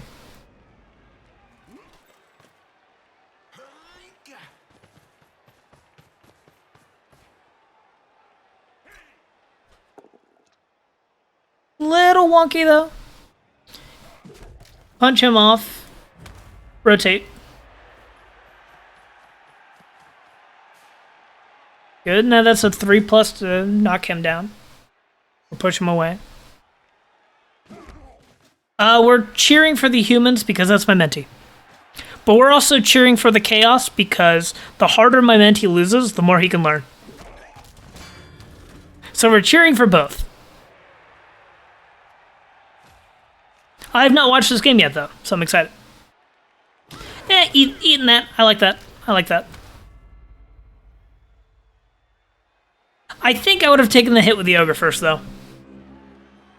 That's a 2 die with Mighty Blow. It's got Loner, but you're not re-rolling this hit anyways.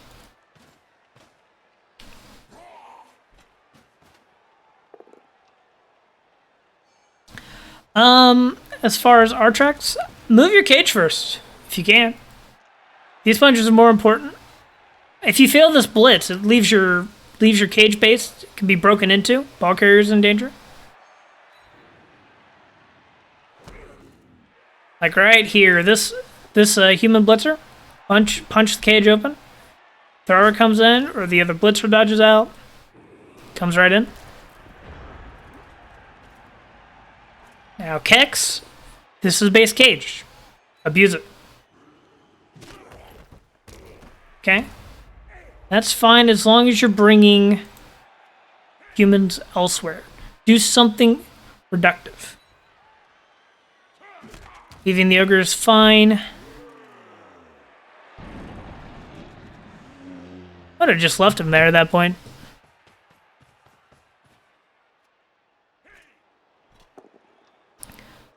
A bit much commitment when the cage is close to wrapping around you.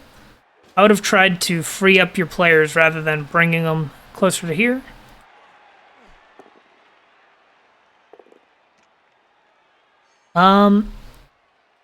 These 2 players are trapped back here. That's whatever. It's a good rule. You don't need him further back. You're isolating your players from the play. What should have happened here is Chaos. Chaos should have just punched you off and then moved down here, down here, down here, down here, and you should have been outran. So you need to be a little bit more careful about getting your players isolated behind the enemy, because they almost don't matter in the play. And also, you've got several players isolated around this side. occupied by one player. It's a good trade for the opposition. And yes, I will just kind of skip over stat bust on unimportant beastmen that don't matter. Who cares about that beastman? He's retired. He's out of here. Now, if he had block, if he had a double, if he was a killer, yeah, we would have talked about it. But you know what, Tiger Elf? It's my show. Get out of here. He had a family? Is that true? Is that lore friendly that beastmen have families? Oh, it is? Oh, very well then. He had a family then.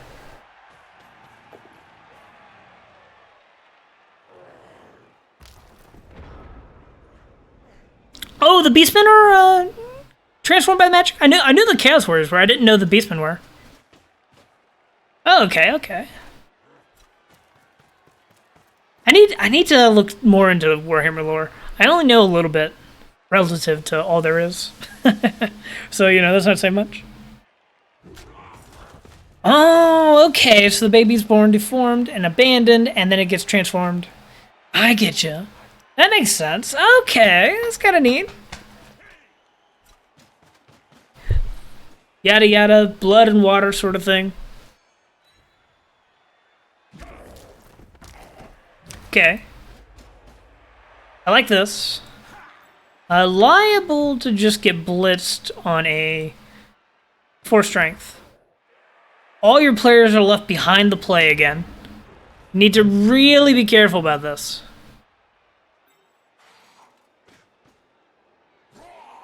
Like, you would have been better off dodging one of these catchers and marking this beastman, because that means the blitz has to go on the catcher, or it has to be a risky dodge. Don't ever rely on even players to defend. Because this is 2 versus 2. Don't rely on that. You don't have to. Now, you did force a score. You have 4 turns to score, but I don't think you can still tighten up your play a little bit. I don't think that the Chaos should have scored there, or at least they shouldn't have been able to score that easily.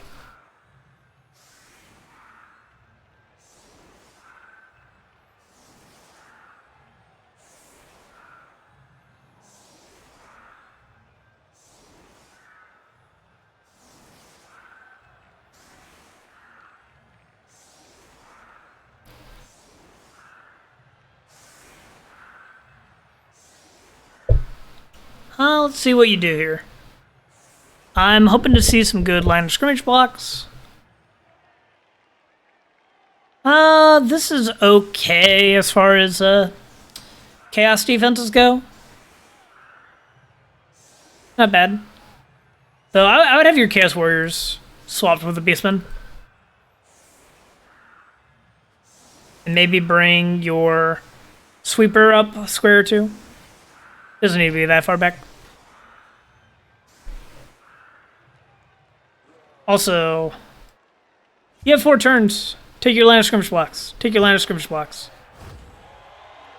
And if you're not going to take your line of scrimmage blocks, get out of here. If you're not going to take your line of scrimmage blocks, you need to at least mark this piece. Because if the enemy gets a blitz and a line of scrimmage piece is not marked, it gets to activate. So you want to at least negate that if a blitz happens.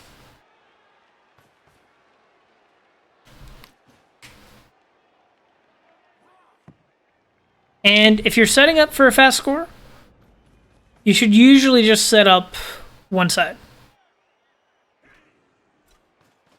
In my opinion. Unless you have just one, a little harder on one side than the other.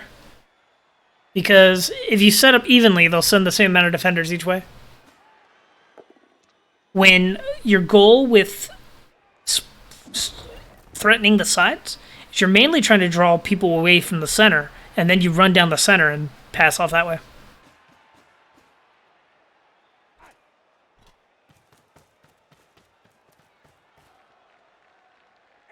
Yeah, especially like right here. All carriers exposed.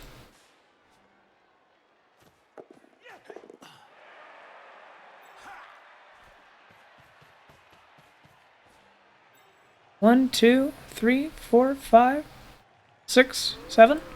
Blitzable. Or 3 plus into a blitz. Your ball's not safe.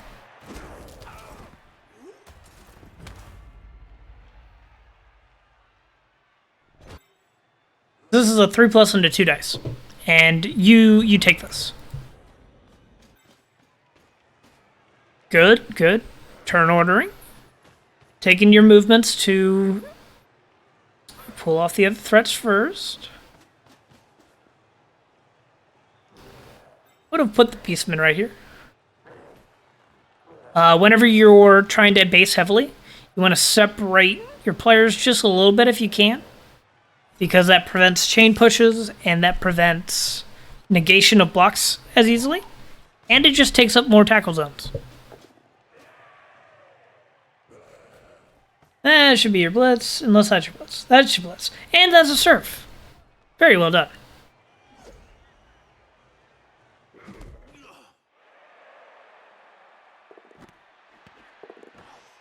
Ha! Yeah, and this is just punishment for trying to score way too fast. You have 4 turns to score. You don't have to be this aggressive. And also, now you're aggressing where the ball is not at. You need to be much more selective in where you're trying to pressure with these blocks, because you don't have to take these hits. And that doesn't matter.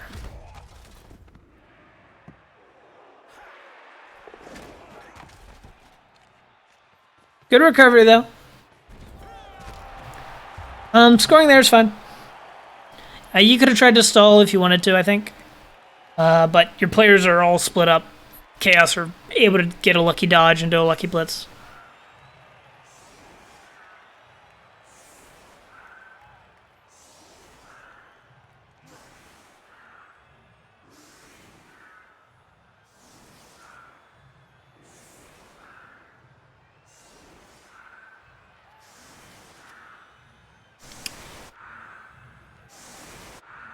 Rule of 5 is okay, but I don't like it.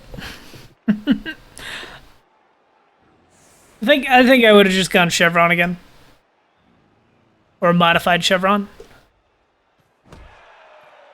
I'm very biased against Rule of 5, though. Especially low TV Rule of 5, unless you're Skaven without a Roger.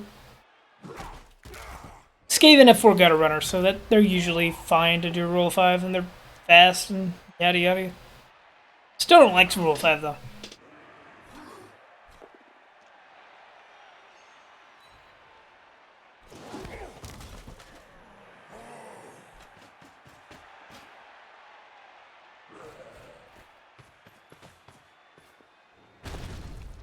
From the chaos, you should have set up further forwards. Try to ask around for how to set up for a 2-turn score. Usually you want to favor a side pretty heavily. Pressure, pressure, pressure. 10 to 10 for the entire match, though, is going to be fine and dandy.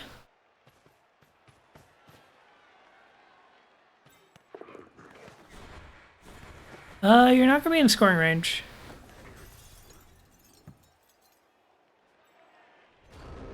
Yeah. Chaos can't score just because they set up wrong. But if Chaos set up correctly, they had a chance to bring the game to 2-1.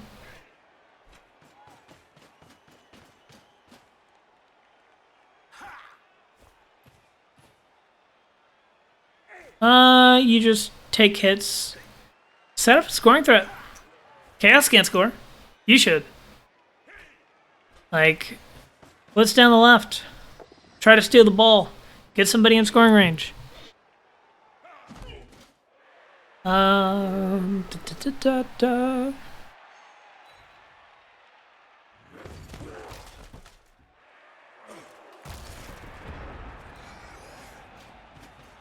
This turn doesn't matter.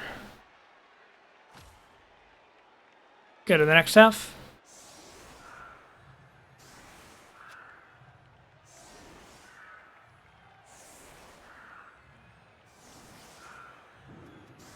Get the setup.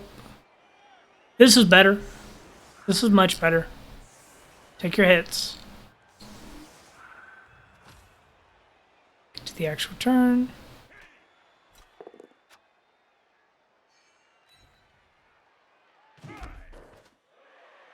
If you're not going to hit with the ogre, don't put it in the center. I would say. That way you can scoop blocks diagonally. If you need more information on that Kix, send me a DM. I'll send you a picture at some point when I get a chance.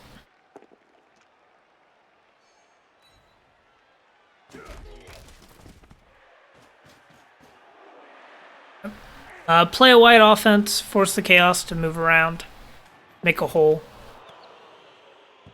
That's fine.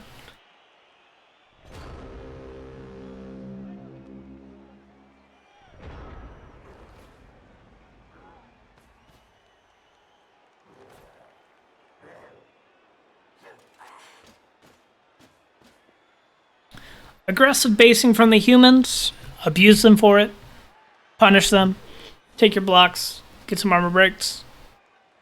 Slow grind for a 2-1. You have to hit this guy now.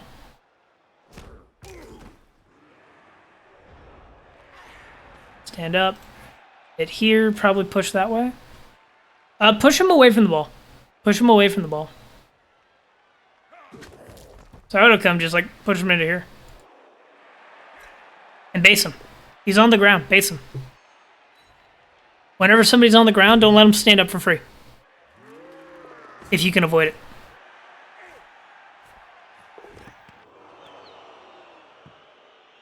Take your other blocks first. Is the main thing I gotta say. Also, heals base. Can't go anywhere.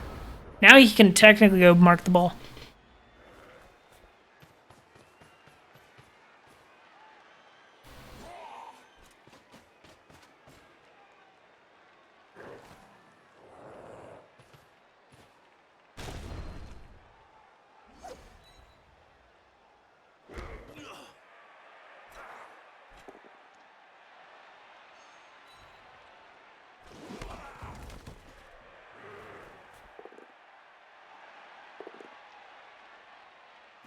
Okay.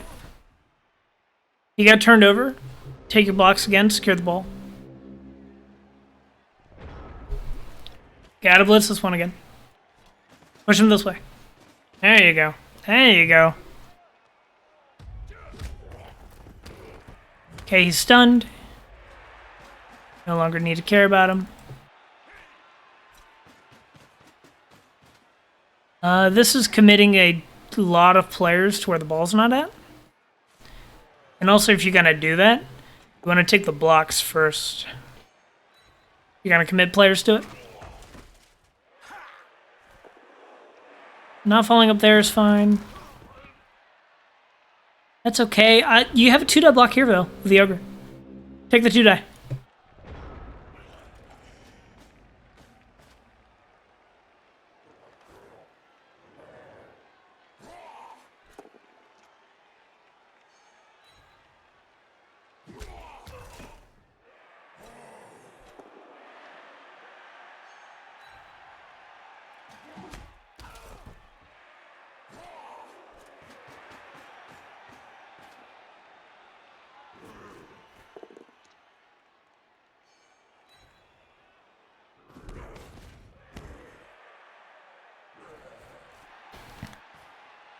Here you're looking for wrapping around the Chaos team. They're still split up massively.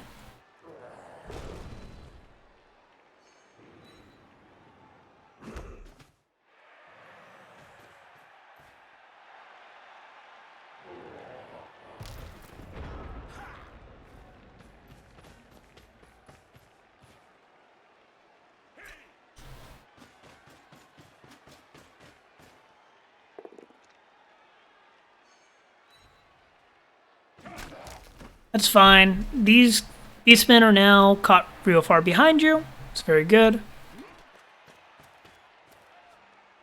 There's no reason to mark here. You're just giving up a free hit.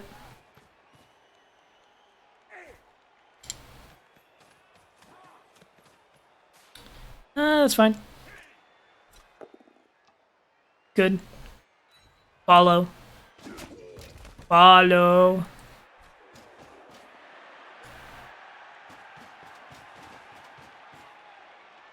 If you follow when you get a knockdown, it causes you to have more blocks or force the opponent to roll dodges. Because if he just stands up, you get some assist there and you hit him.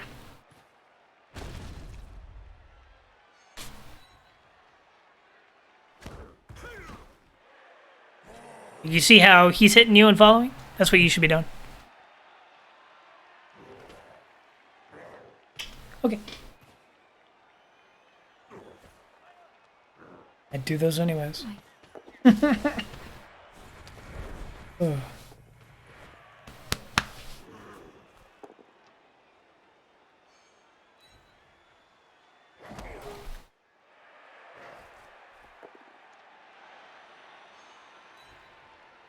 Punches going on, punches going on.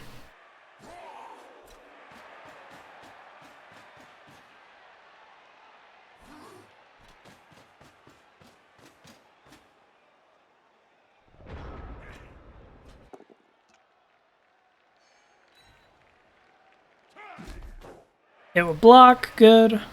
It will block, good. Standing up there is okay. There's no reason to mark here, I don't think.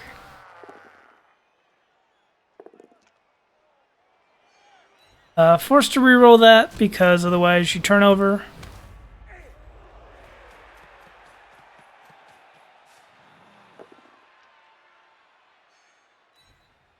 A very desperate play.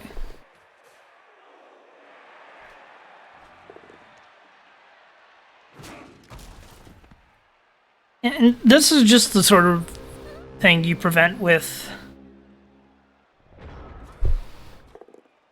a little bit better positioning. Against Strength 4 teams, you gotta be careful. Put all your players together and you'll just get marked like this. Gotta be a little careful. It'll also get easier once you get some guard.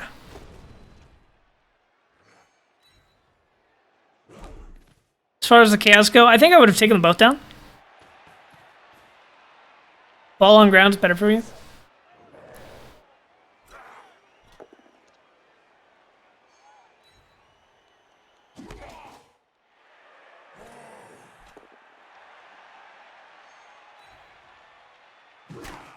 I agree, Tiger. One die with the ball carrier was very risque.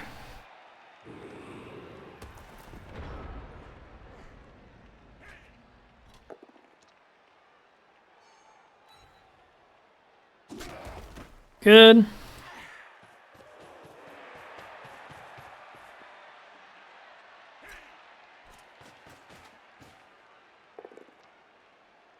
Good.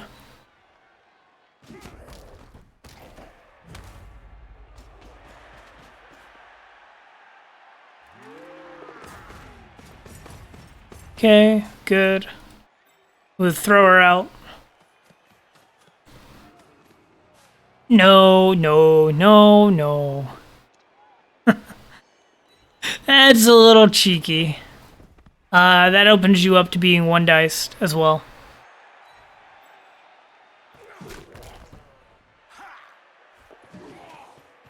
Should foul this if you're gonna stand here. That's a one dice hit. Or you could take this hit right here.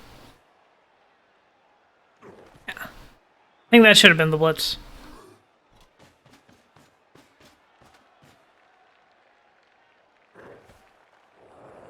That works too. Just don't get a chance to reroll it because of a loner.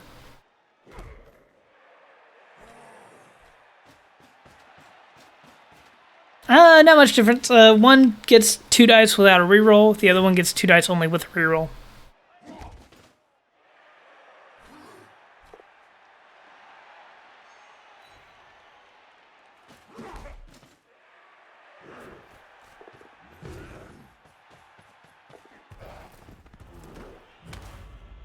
Rip.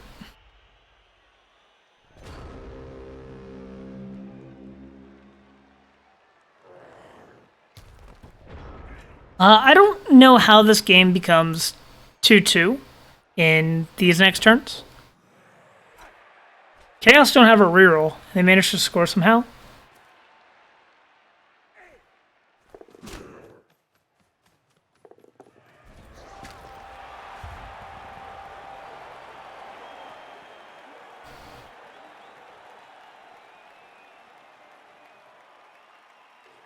An amazing last turn?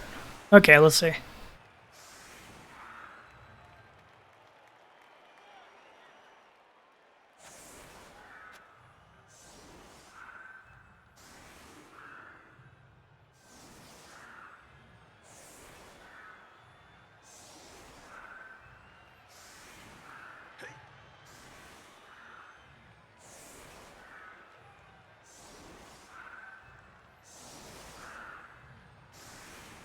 I want to watch setups. Okay. That's okay, but run your scoring threats down first before taking the hit. You have no rerolls, and if your scoring threat's not in range, you can't score.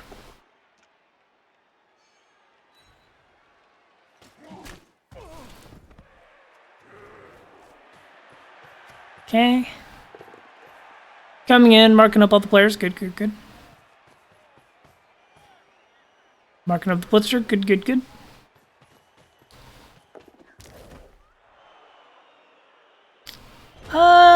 Pick up the ball, I think. Was the play before going for that GFI. Should be handoff pass shenanigans. I would just hit this dude. Yeah. Yeah. Blitz him. Yeah, okay. Blitz him from the bottom. Good. Reroll it. Okay. Good.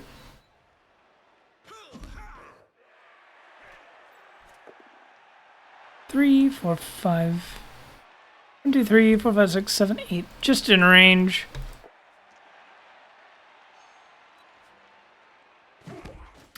You probably should have even followed there, maybe. No, because then you just get blitzed off anyways. But what's going to happen now? Ball carrier blitzes.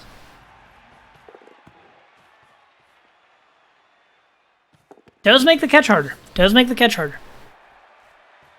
But in that case, like, just one of these comes and blitzes it off. 1, 2, 3, 4, 5.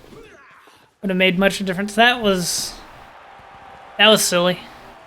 But that helps prove the point of if you have a scoring threat, you might score. You have a scoring threat, you might score. Though the better chance there of scoring was to blitz with the Beastman on the catcher. But you might not have. No, yeah. You blitz with the Beastman. Push, pow, defender stumbles, all of those give you the square. And you have 2 dice to get that. Follow up, 1 3+ dodge rather than 3 dodges, one of which being 4+, 4+, 3+. Definitely take the blitz instead of the just 3 dodges. Like, I think I'm gonna samba it just so I know the difference.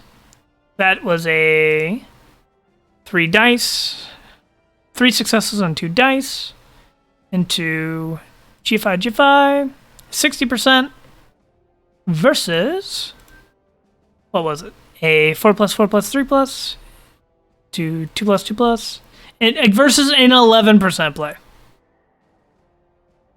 You don't get on the highlight reel with the blitz play. That's true. But you're not on the good highlight reel because of that play, is the problem. You're on the, why are you doing this highlight reel?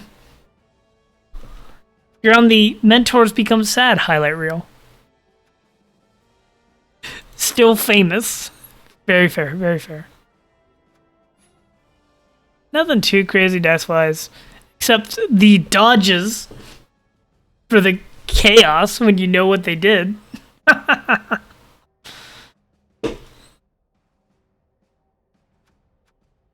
Ugh.